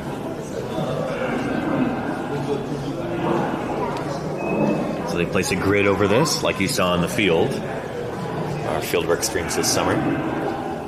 Digging and measuring. And that's really cool. They actually have like a laser scanner. Presumably this is just doing surface scans, but maybe it can actually penetrate the tar. I'm not sure. The tar and the bones are going to have very different densities, so if it can actually penetrate that, then you'd be able to get a subsurface scan, which would be really neat. I don't know if that's what this is for, though. Yeah. The scan becomes a 3D model. Each green dot is a point on a fossil. I want to say this is surface scanning. I'm not totally sure. Conserve and curate. I wish I could take you through the collections. That is really cool. Maybe next year. Fossils from the tar pits are brought to the fossil lab where we prep them for long-term storage and research. It's got to be temperature controlled in there, I presume. I'm not seeing like drawers on the cabinets. I guess they're just all in these plastic bins like this. Very cool. We gently remove the asphalt using chemicals, like small tools like toothpicks, brushes, and cotton swabs. Fragile or broken fossils need to be repaired with a reversible glue. That's exactly what we were just talking about. That paraloid B72 is the particular kind of penetrant glue that they use. And, we identify fossils by comparing them to modern plants and animals. So each one needs to be ID'd. And then they get cataloged and stored. So each one gets a specimen number, probably a locality number too, based on where exactly in the pits they were found. And then some of them, larger ones like this, will actually get a cradle. So this is a very time-consuming but very important part of collections work, is crafting a cradle for this, for that coyote skull right there. You don't want these things tumbling around in the drawers. You want them held firmly but gently in place so they don't get damaged. So sometimes you construct a cradle like this. You'll use some clay and some plaster and usually some fiberglass. And it's almost like you're making a mold in a cast, but you kind of stop halfway. It's just a custom enclosure to keep that fossil from tumbling around. Pretty cool.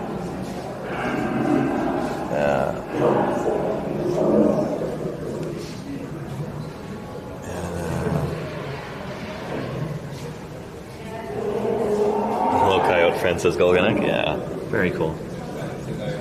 That's Canis latrans. That's the coyote. They're still around today, and they were here during the Pleistocene too. This is so cool. So, some research that's been conducted on some of these guys. We've got a healthy-looking Smilodon pelvis and femur, and then, oh boy, hip dysplasia right here. Yowza. A not very healthy-looking pelvis and femur. Diseased areas on these pelvis and femur fossils appear rough, jagged, and unusually shaped. Compare those fossils with the healthy hip to the left. Oh boy. So something like this not only does it help bring these animals to life, but we can learn a lot about their ecology, about their lifestyle, about what they were like as living animals. You know? So cool. And here we go. Through her fossil research, paleontologist Dr. Miriam Belisi and her team discovered that saber-toothed cats were likely social animals.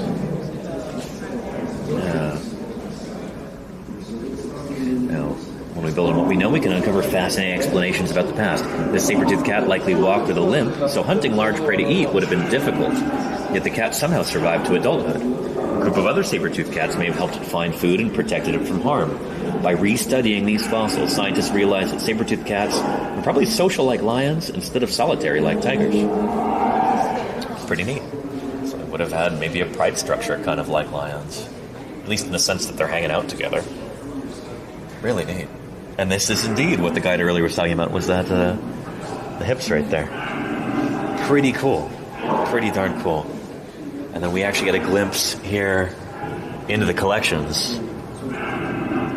So we can see some of those plastic trays that hold the specimens in there. So I think along much of the perimeter of this museum, those specimen trays like that with literally millions of specimens. It's amazing. I guess this is like future plans for Hancock Park. That is really neat. I hope they go through with this.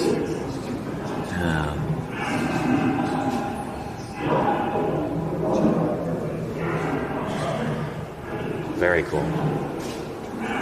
Love some good concept art, you know?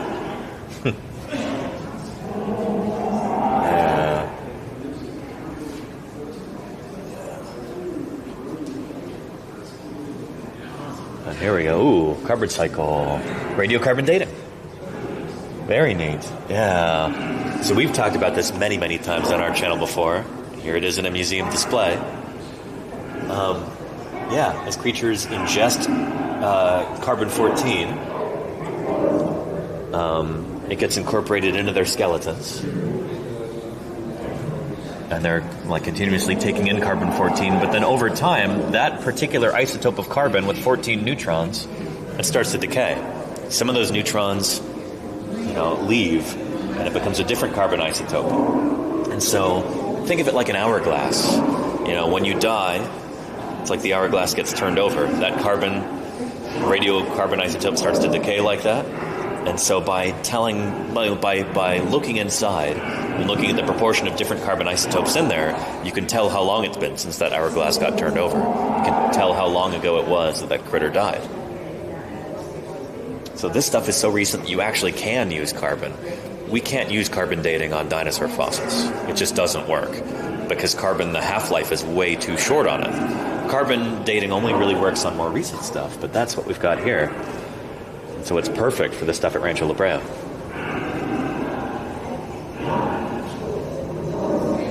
Very cool. So each of these different specimens can be dated to tell how long ago it was that they were trapped. There's like 60,000 years worth of time here at La Brea in the pits. It's impressive, Where's the rest of this mammoth? These tusks come from the most complete Columbian mammoth skeleton ever found at La Brea tar pits. You might see some researchers cleaning and analyzing the rest of the bones nearby in the fossil lab. check out that tusk. And look at the foam that they used to help build this jacket. So what it looks like is they had some plastic bags around this, and then they squirted in expanding foam. That's why you've got that kind of plastic bag texture on it. That's really neat.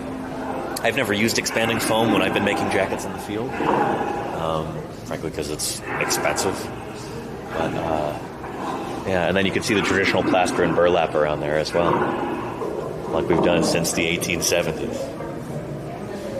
They didn't have expanding foam back then, though, nor did they have scissor lifts like this. But yeah, there's another tusk jacketed right there. No foam on this one. It's good old-fashioned, 2x6s and plaster and burlap. Yeah, pretty neat.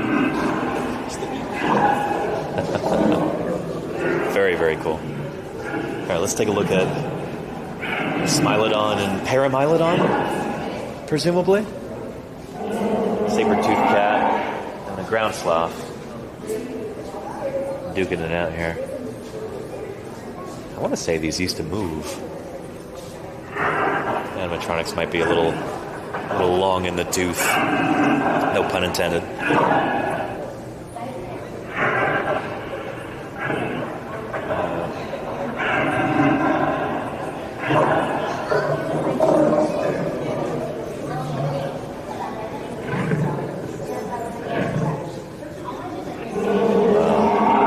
These Smilodon are just running amok. There's some chowing down on a camel there. Very frightened looking camel. This one is menacing another ground sloth.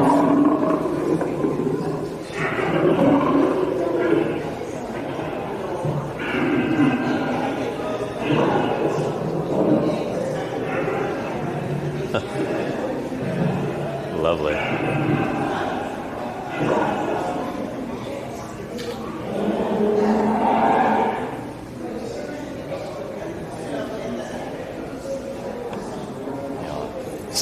Seeing this and realizing these critters lived here so recently it's kind of heartbreaking in a way.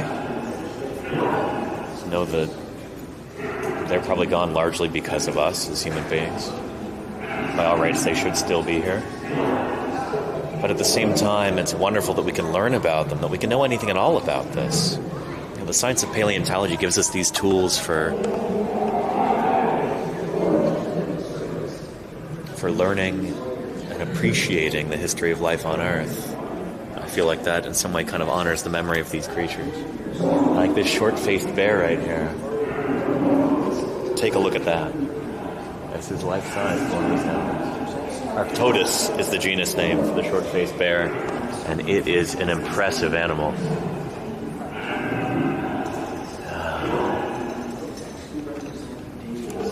Pretty darn big. Look at that.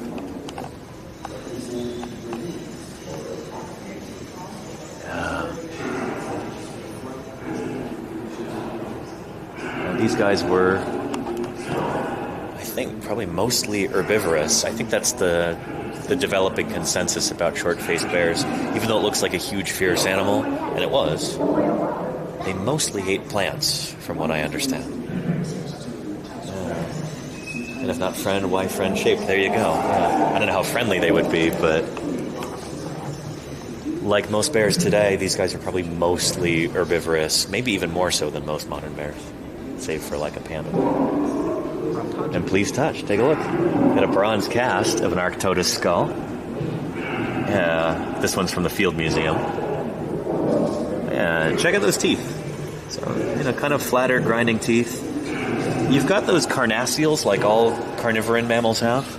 So for like shearing meat, but this ones seem a bit more rounded. Not quite as formidable as you'd expect from an animal that's a bit more carnivorous. Yeah. And you can kind of see why they call them short-faced bears, too. In absolute terms, the skull is not short, but that snout certainly looks short compared to the rest of the noggin there.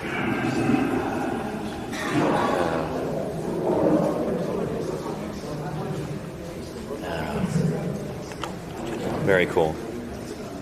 And you think of Crimson Carnivores? I've heard that it's both.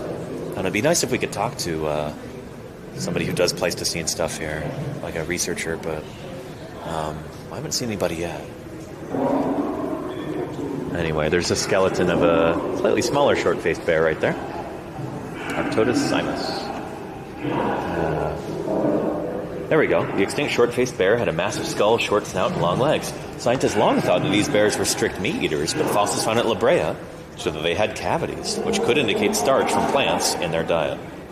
As with all the Ice Age animals found at the tar pits, our understanding of the short-faced bears changes as new fossils are discovered. Very cool. And then we've got a horse next to it. An extinct western horse, of course. Of course. There we go. Equus occidentalis. Horses evolved in North America about 50 million years ago during the Eocene. Beginning with an ancestor that was only 2 feet tall. I've got a 3D print of that critter, Eohippus, in my office back home. I'll paint that up soon, and we'll have it in the background of one of our office streams one of these days. The extinct western horse lived during the Ice Age and was roughly the size of a modern horse. They had long legs, which helped them outrun predators and provided little advantage in an asphalt steep. Yowza, yeah. The remains of at least 220 western horses have been recovered here at the Brea tar pits.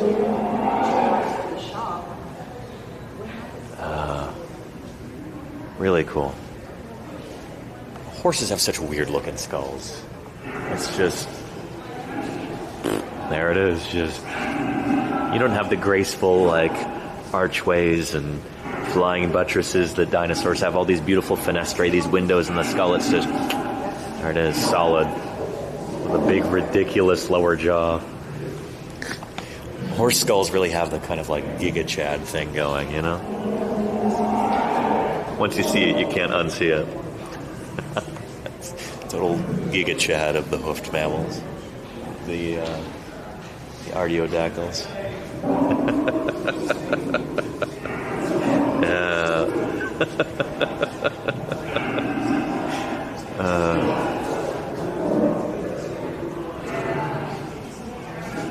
Very cool.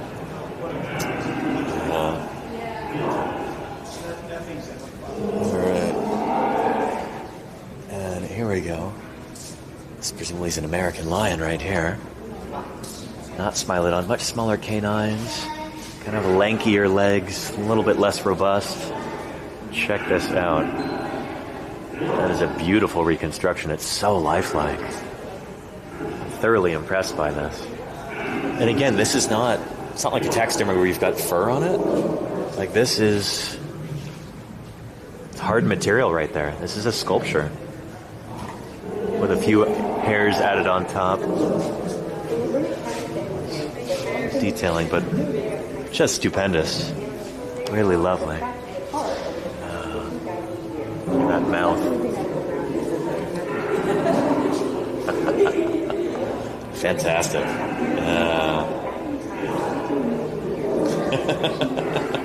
There you go, Crimson Carnotaurans.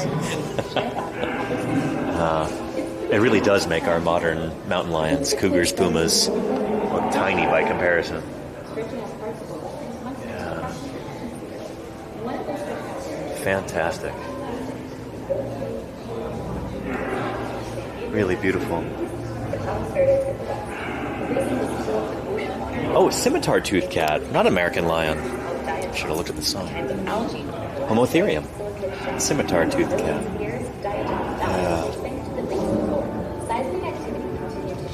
An agile, fast runner, it is considered the most successful predator of mammoths.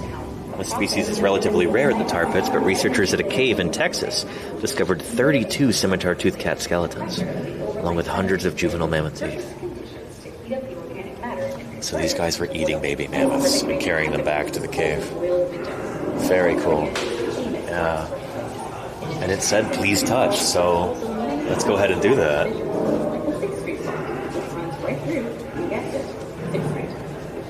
Gorgeous. Scimitar tooth cat. Seismic activity allows the drill to expand to the surface of the creating thin asphalt plant and animals that were attracted to asphalt 50,000 years ago. they've continued getting stuck ever since. Which brings us to today, where excavators and scientists work together to explore the jumbled up remains of these asphalt-rich fossil deposits. And here we go. I love this historical photo here, too. From before there was a downtown Los Angeles.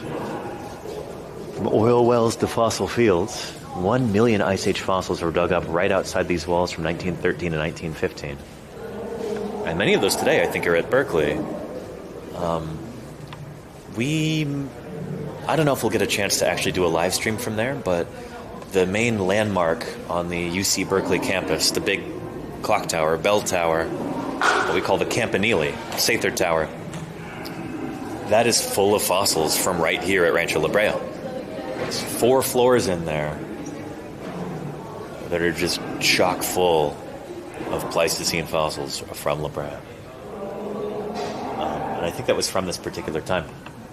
Yeah. In 1913. Let's see.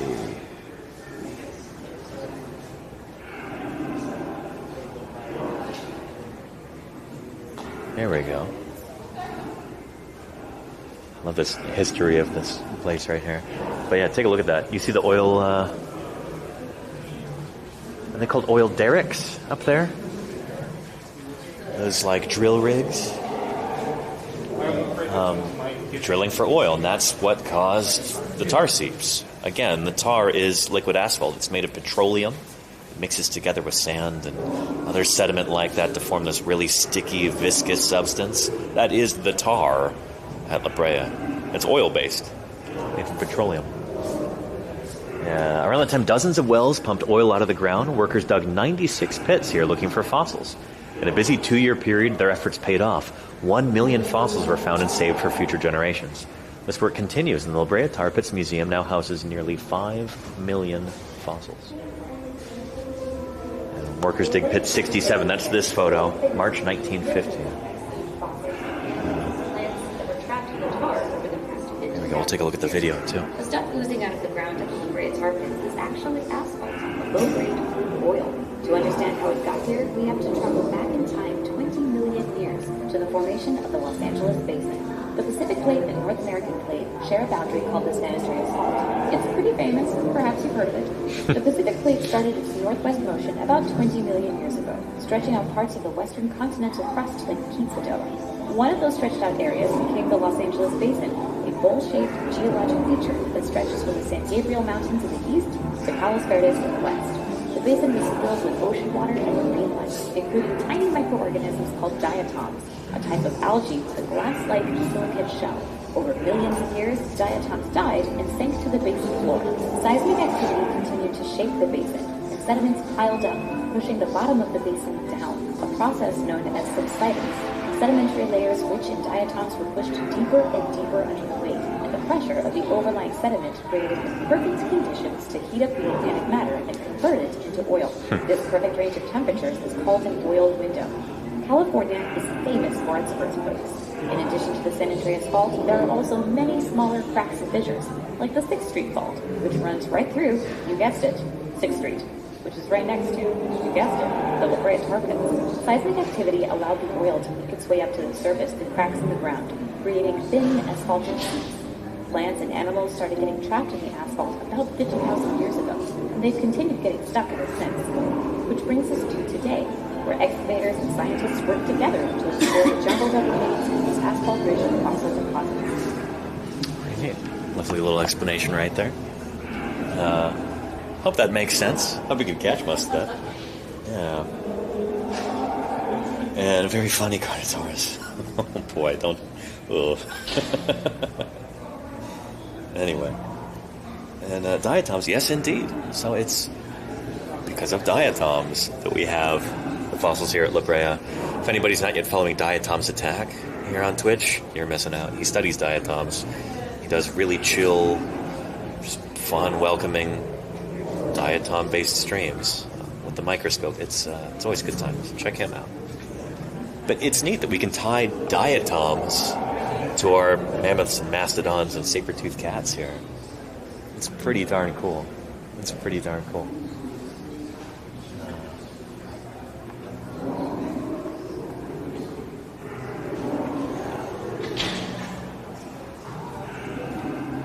a 3D theater in there, Titans of the Ice Age. I don't think I'll be able to catch that show today.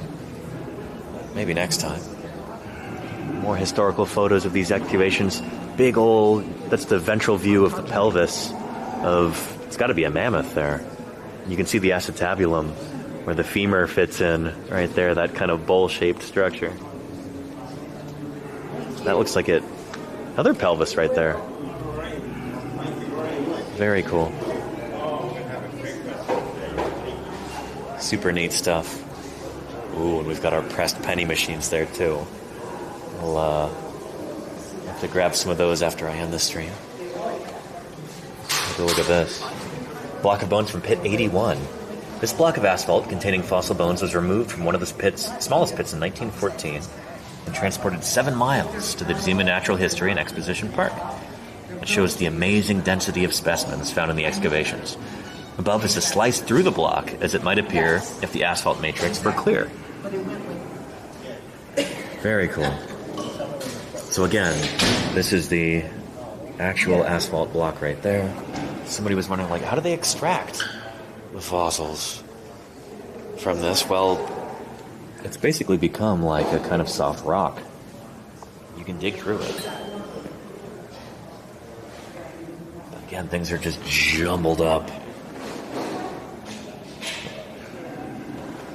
You know, all crisscrossing one another like pickup sticks like that. So that's why it's also really important to collect data on where exactly these fossils come from in each block, because the ones in closest proximity might belong to the same animal. So here you've got 2 scapulae. That might be from like a camel right there. Or it might be a smilodon. I'm not actually sure. Again, not a mammal guy. But those, I would presume, might come from the same animal. They look pretty similar. And if you're taking very careful notes about where you extract each of these bones from, it becomes easier to kind of reassemble these things. Does that make sense? Yeah. Very cool. Very, very cool. And thank you for the bits. Thank you for the financial support, everybody who's contributing right now. Hogan, thank you for that. Yeah, C-Films asked, do I ever do GIS work? I don't, no. I took some GIS classes back at university, but, you know, I haven't actually done any work in GIS. It's like geographic information sciences. Maps and scans and stuff like that. Special exhibition about excavations over here. Is this a blown-up mouse skeleton? Hyper-embiggened? Some kind of rodent here.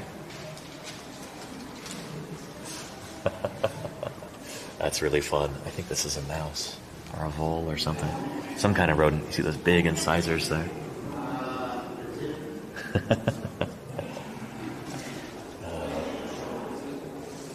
And there's a small model of the Paramylodon outside, our Harlan's ground sloth. We'll go see that critter in a bit. Yeah. Oh, that's so cool. I wish I could scan that and photogrammetrize it and print one. I suppose I could. Maybe we'll do that when I'm outside. Yeah, today's the perfect day to do it. It's nice and overcast outside. Yeah. This is fun. I like this. I've got skeletal diagrams of these different mammals. Western horse. But you actually look at the artist, man. It's supposed to be like a map of Los Angeles, I guess.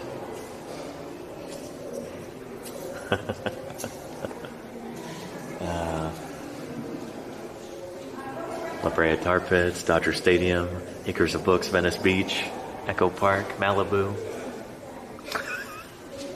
That's funny. It is neat that there's an art gallery in here, and I presume that these things, you know, cycle out every once in a while. And these are various figures in paleontology. Richard Owen, who coined the word dinosaur in 1842.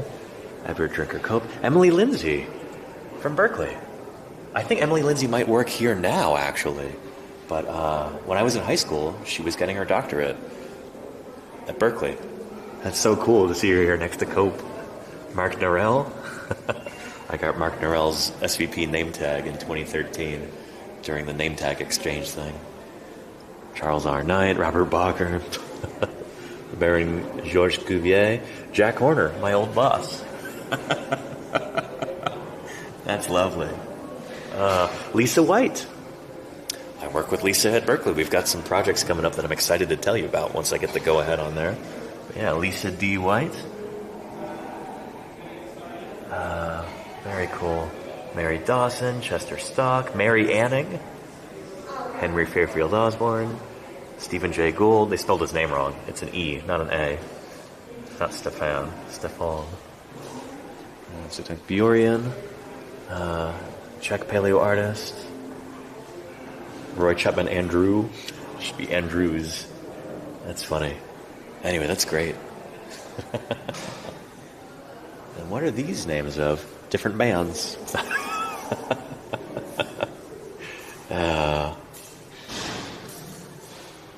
Cool. I wonder if these are bands from Los Angeles. I bet you they are. Weezer, the Eagles, the Bangles, the Byrds, Black Eyed Peas, Mamas and the Papas. They all sound like at least California bands, if not Los Angeles bands. Red Hot Chili Peppers. I'm glad we actually looked at that. This is fun. That's really fun. And this is really neat, too. The progression of life on Earth, the birth of our planet from cosmic dust like this, in this accretionary disk, forming a molten ball, and then the first oceans. You get the first microbes developing, and then the development of life on Earth through the eons. Through the Paleozoic here, Precambrian, and then Paleozoic. Your first bony fishes up there. And then the development of life, vertebrate life on Earth. The first fishopods, the first amniotes, proto-mammals, dinosaurs. And then in the Cenozoic, the age of mammals. And then modern humanity there. This is beautiful. I wonder when this was painted. The dinosaurs are definitely a clue that this was from a while ago.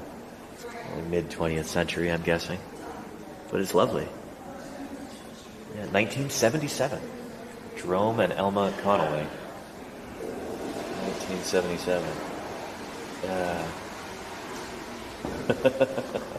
From space back to space. I like that synth bear. Yeah, you're right.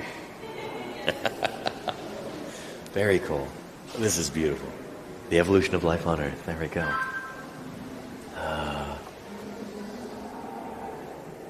Very cool. Each inch equals approximately 5 million years. Nice. Pretty neat. And then what is this over here? I love an art installation that doesn't quite look like an art installation at first. That's pretty neat. That's pretty darn cool. Oh, and I didn't see these over here. Yeah, we've got, kind of a mammal phylogeny over here.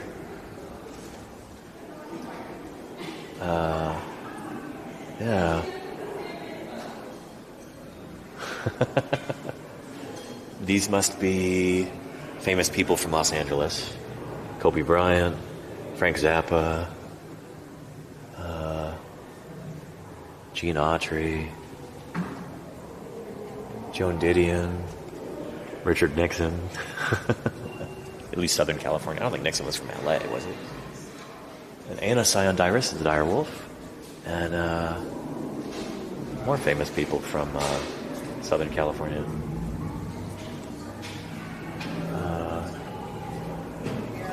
Yeah. Well, maybe. I don't know, actually. I'm not familiar with these names. Anybody?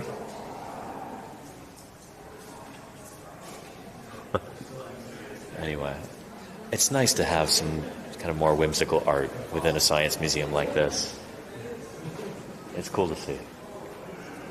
You gotta love it.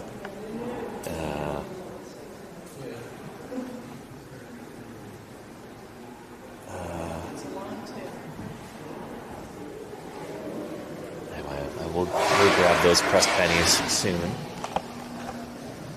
For $1 each, though, man. That's okay. And then here we are at the gift shop. So I'll come back over here. But let's go find Lordy and Yogurt Carol, who are out here, and we'll go walk around a little bit.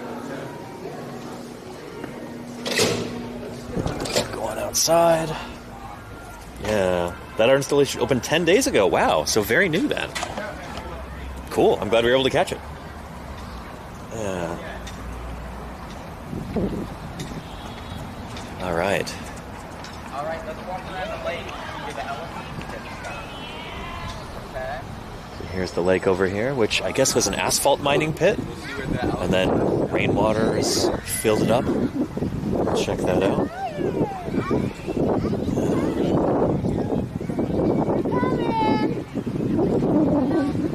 You don't want to go over there? And you can smell that. You can smell the asphalt. It's strong.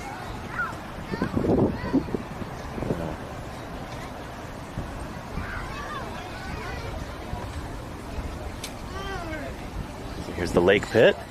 A pit left over from asphalt mining operations in the late 1800s. When the tar, the asphalt, was actually used for building. Excuse me, at the time. Excuse me. And there's our Colombian mammoth family over there. We'll take a look at that in a little bit. Let me text Lordy and ask where she's at. Let's see.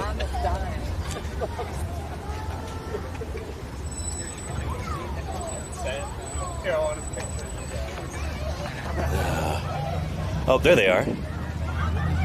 Gonna go say hello. Yogurt Garrel met us here. So we'll go say hello. Shout out to Yogurt Garrel real quick. Let's see if we can get her some more follows. She's coming up on 1,000. And, yeah, well, we'll ask if she wants to be on stream. But let's get some more follows for Yogurt Garrel, shall we? She, of course, operated our camera, the Velia stream, or Velociraptor at TwitchCon. So, Yogurt Garrel, how are you doing? I am good. How are you? Good. It's good to see you. You too. How was the museum? Stellar. It was even cooler than I imagined. I know, I was watching. Yeah. Oh, I guess I can actually turn that off. It's my first time ever actually visiting the museum. The last time we came here, it was closed. So, really glad we were able to see that. And stream it, too. Holy moly. Yeah. Nice. Thank you, Claire. Oh, you guys are so sweet. Thank you. Let's see if we can get Yogurt Garrel some more follows, like I was saying. You said you're coming up on 1,000, right? We're not going to talk about that. Okay. Have you seen the areas over here yet? Briefly last year, but I'd love to hear your commentary. Did Lordy run to the bathroom or something? She went to the bathroom and she said Okay. she wanted to talk. Cool. Okay. Let's go do that. Let's go. Yeah. And it just started to get sunny, so perfect timing. Excellent. Yeah. Here, I got to try to remember to photogrammetrize, take a whole bunch of photos of the ground sloth, big like statue out there before I leave today. Because if I get enough photos of it, we can generate a model and I can 3D print it. Really? Which would be really cool. Yeah. So we'll see if I can do that. But there's a big huggable ground sloth over here. Yeah. Just love that this is the middle of the city and there's just people walking in from all over the place. There's people who walk their dogs through this park every day. Now, what a cool spot. And I love these little cages that they've built around some of the tar seeps. Because that's exactly what that is. Like that cage over there, that's where the tar is seeping up. And they're like, we need to cordon this area off to keep people from stepping into it.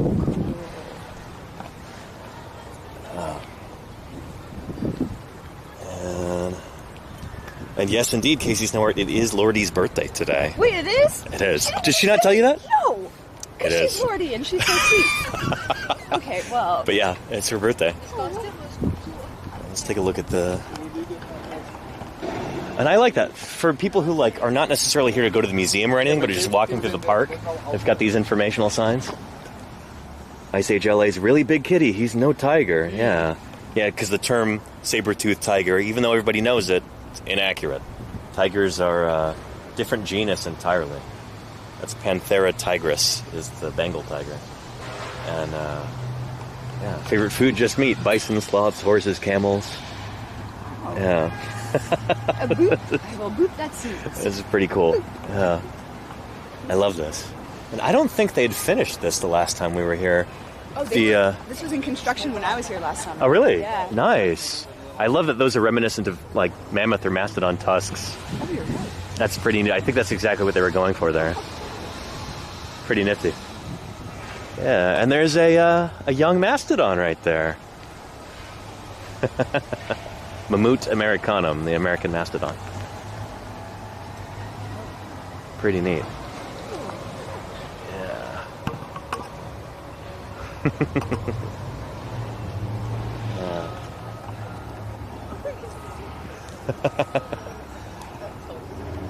And who's camping at the tar pits? Insects. Our six-legged friends fly inside this tent. Or Malays trap try to escape and end up caught in a jar filled with ethanol. Scientists can compare these specimens to others collected at different locations or to insects trapped in the tar many thousands of years ago. Very cool. So presumably those tents were set up over there, and they're not anymore. But yeah. Very cool. We've got a modern march fly right here and a fossil march fly. I love that there's still research being conducted here even after over a century. And some of it requires collecting modern specimens. And here it is being advertised to the public like, this is what we're doing here. We're super proud of this. I love that. Very cool. Let's go see if we can take a look at that sloth. And I think there's a short-faced bear over there as well. Oh, yeah. And where's the tar seeping up? Asked Ghost Wolf. Or we see some of these cones over here. You've got tar seeping up. We'll see a few more over here. Here's the guy who donated this park to the city of Los Angeles and made sure to work it out so that this area would be used for science for time immemorial. But yeah, this is one of those spots where you actually have tar seeping up. So it's still happening even today. That's why they've cordoned this off, because there is some of the tar seeping up. It's hardened, but over here it's all wet. Look at that.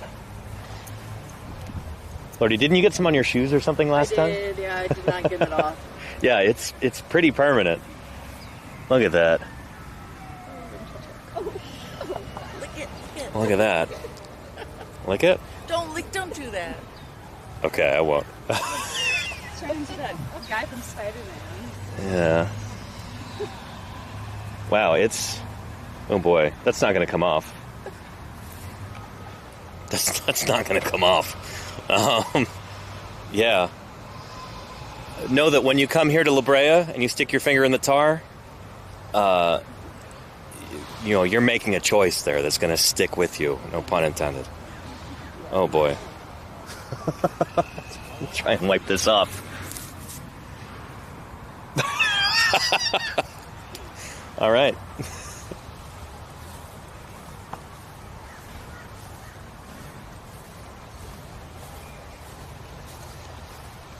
All right, let's go see. I think that's our short-faced bear over there, and there should be a ground sloth somewhere over here, too.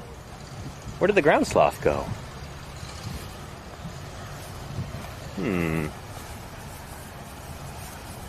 I hope they haven't hauled the ground sloth away.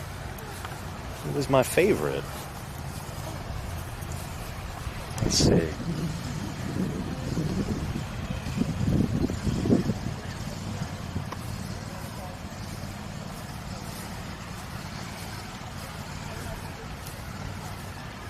Here's our short-faced bear. They gave him a very short face.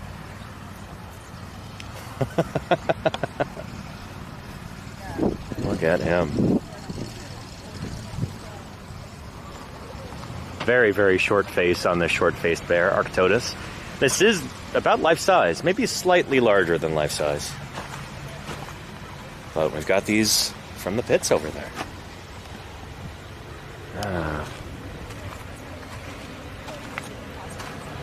And then let's mosey on over this way. Let's see some more of the pits. Last time that I was here, they even had some blocks crated off. Like they'd built in these wooden crates around these blocks of tar.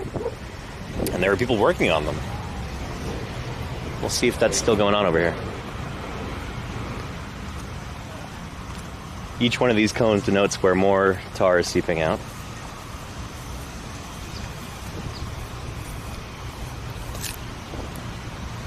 Here we go. Pits 3, 4, and 61/67. Inside this fence are 3 old pits that were dug from 1913 and 1915. Because asphalt oozes, stops, and bubbles up someplace new, these 3 pits contain fossils from different time periods. Animals that died within a few feet of where you were standing may have actually lived 20,000 years apart. Very cool. You can see that in there. See where some of the tar is coming to the surface. Yeah, and this is neat. Nice visual representation of how this works. So because you've got this faulting, like the San Andreas Fault is right over here, you've got, places where oil can seep up through the ground, through that, like, cap rock, and it can come right up to the surface. And so you get these pools that would form here. These critters would get stuck in.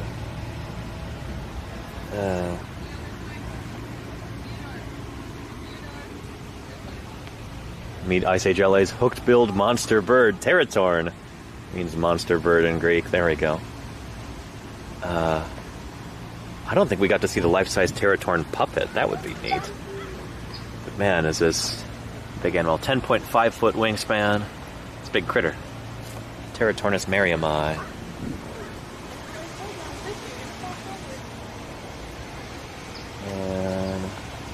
Oh, very cool. You can open Snapchat with your phone camera and scan each code to take selfies with Ice Age animals through augmented reality. That's neat. Huh. Very cool. You want that QR code again? There you go. Pretty neat. Yeah, look at that tar over there. I wonder how many, like, turtles and other reptiles they have from La Brea. I know the mammals and to a certain extent the birds get most of the attention.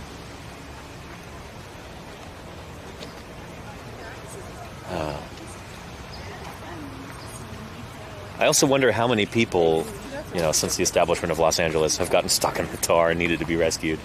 I'm sure it's a non-zero number.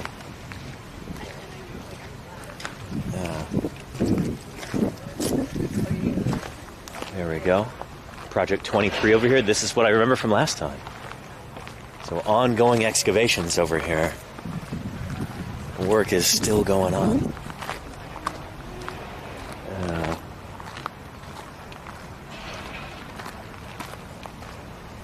There we go. So here's some of those crates there. Just a giant block of asphalt containing who knows how many fossils. You can see one right there. Yeah, being worked on. I wonder if we'll see anybody working in here right now. Yeah. Champion sprinter and spitter too. Western camel. Yeah. So these big crates contain our most recent fossil finds, millions of them. We are digging through the crates and making new discoveries every day. Millions of new fossils from Project 23, named for the 23 crates, are helping us reconstruct the environment of Ice Age LA. From mammoth tusks to mouse toes, fossils big and small tell us what LA was like long ago. I love this is written at a level 2 for like the general public. For people who aren't necessarily interested enough to go into the museum, they're still getting some good information. It's so cool. Here, I'm going to try and give some dust to cut down on that tar. This seems to work. This is like what I do in the field. When I get glue or something on my hands, just pick up some sand, pick up some dust, and do that. But man, it really smells like asphalt because that's what it is. Very cool. And deer are very rare at La Brea. Only 253 bones versus 140,000 bones for saber-toothed cats. That's wild. Today, deer are so common in California. Interesting that they used to be more rare. I guess with the extinction of so many other big herbivorous mammals, deer have had to kind of fill that niche. They've had to jump in there and do that job, you know? Yeah.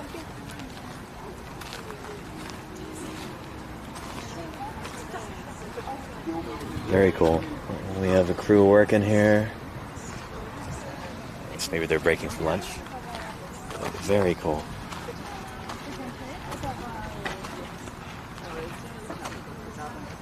We'll come back. Maybe we'll have a chance to talk to some of these folks, but I'm not sure. No guarantees. Continue on over this way. And yeah, I think we've got Paramylodon over here. Paramylodon might be my favorite critter from La Brea. They're so cool. They got a special place in my heart. Harlan's ground sloth. Because we've got them up in the Bay Area too. But man, are they cool. Meet Ice Age LA's well-armored gentle giant. Ground sloths were tough enough to shake off some big predators, but couldn't get loose from the tar. Razor-sharp claws and bony armor hidden in its skin. They actually had osteoderms. We've talked a lot about osteoderms over the past couple weeks. These bones in the skin. And sloths had them. Now here's another pit over here. Which pit is this? Do we have a number? It's 13. Pit 13. Yeah. This peaceful park was perilous for animals who walked here 20,000 years ago. La Brea's good made this unsafe ground for both predator and prey. 6-foot-tall, 2,000-pound sloths got stuck here and died, so did bison, horses, and camels. Okay, let's do that. As these creatures lay dying, hungry dire wolves and other predators tried to live off their remains. Many of them died in the process. Yeah. Pretty neat. And I love, too, that this oak tree, they could have cut it down, and they didn't. Some of these other ones did get cut down, but definitely enhances things to have a live oak there. I love the kind of low poly Harlan's ground sloth they have here too on the side. It's pretty neat. Awesome. So cool. Like, what a neat place. This is, you know, as growing up as somebody super, super interested in fossils, La Brea is one of those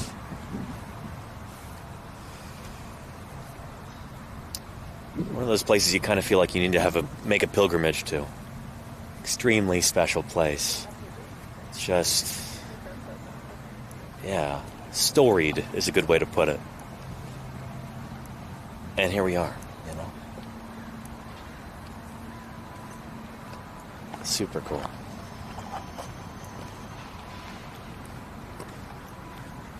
Got a sign about Columbian mammoths over here.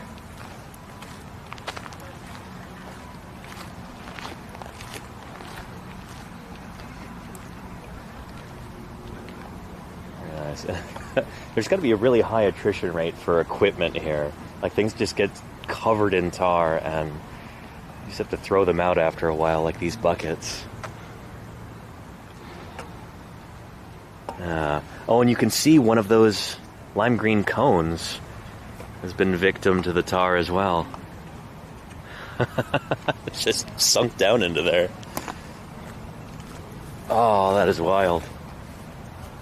That's so cool. Oh, man. But yeah, I mean, you could see how animals would get stuck. You get, you know, pools of water that collect on the surface of these, and you walk over to get a drink, and then suddenly you can't move. I mean, I can relate to that. Anybody in chat, can you relate to that? Imagine you get up in the middle of the night to, I don't know, get a snack out of the fridge or something, and then the door closes on your arm and you can't get out. kind of a similar circumstance to here, you know?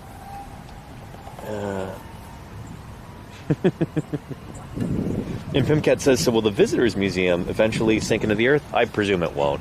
There is bedrock here. It's just you get tar seeps that come up in the middle. So I'm sure the actual museum is built on a solid foundation. I'm sure they did their homework there. It's not like this whole area is liquid and it's all going to sink. Think of these as like little spots where you just get the tar seeping up in between the bedrock. Does that make more sense? Yeah.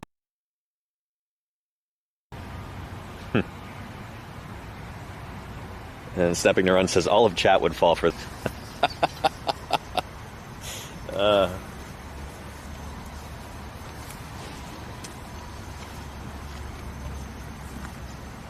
Very cool. What do you say we go over by the ground sloths and think about wrapping this up? Sounds great. Yeah? How are we doing on time?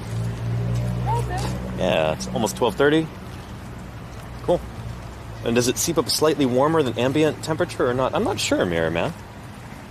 It's probably about the same, I would think. This is pit number 9 right here. And I guess we've got some mammoths from this one.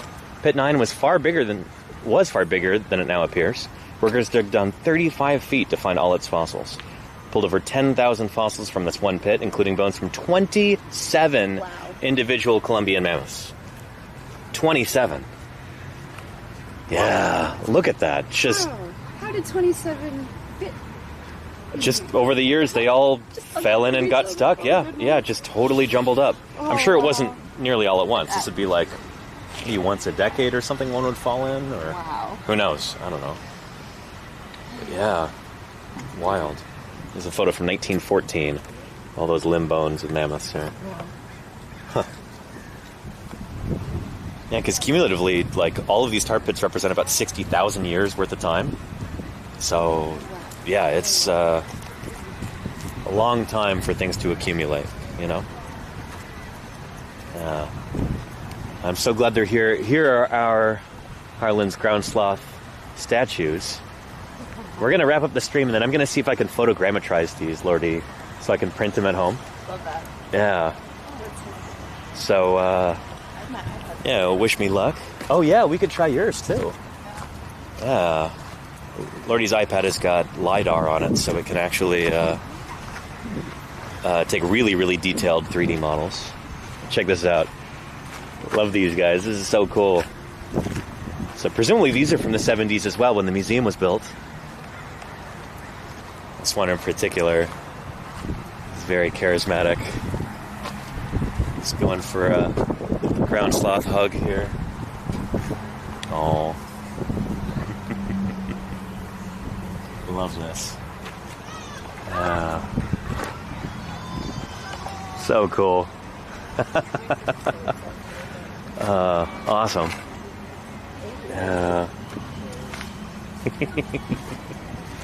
Yeah, just beautiful. Here in the arms. Yeah, gotta love Pleistocene mammals. And can't give you many details right now, but I might start working on some Pleistocene mammals sometime soon. If some pieces fall into place, some stuff right back home in the Bay Area.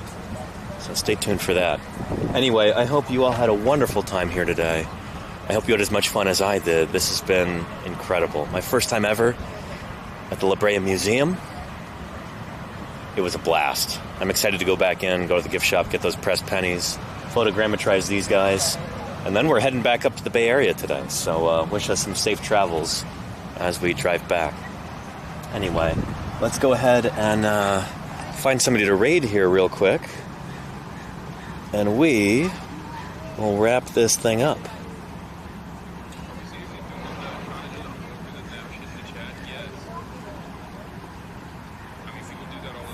There we go. Profile, home, following, here we go. And let's go raid into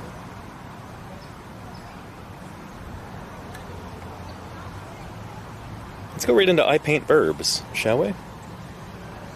Yeah, that'll be good.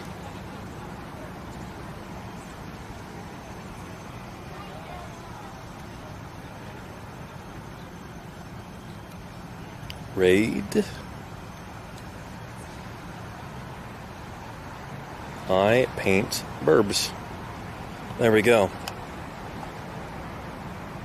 Excellent. I hope that works. And best stream ever. Thank you. I really appreciate that. But yeah, I hope you had fun today. I hope you learned something. I hope you have a newfound or enhanced understanding of and appreciation for the history of life on our incredible planet Earth. Some of it so close to home, like right here in downtown Los Angeles, with our Ice Age mammals here at Brea. I will be streaming again tomorrow from my office. It's my birthday tomorrow, so I really hope you'll join me then. It's going to be a ton of fun. But until then, everybody, you take care of yourselves, and yeah, I'm not sure it's going to let me, it's not going to show me when we can raid into, it might just raid without me knowing. Activity, continue, nope. My channel, it might just raid us in without me being able to control it at all. There we go. Ready to raid in 10 seconds. There it goes. Just a little bit delayed there. Anyway, me and Paramylodon here say goodbye, and thank you everybody for tuning in today. Thank you for your viewership, your enthusiasm, your questions, and your financial support. It's the only reason I can do this. The only reason I can do this full time, do science outreach, because of you and your financial support. So thank you very, very much for that. Everybody. Without further ado, let's go right into I Paint Verbs. I'll see you there.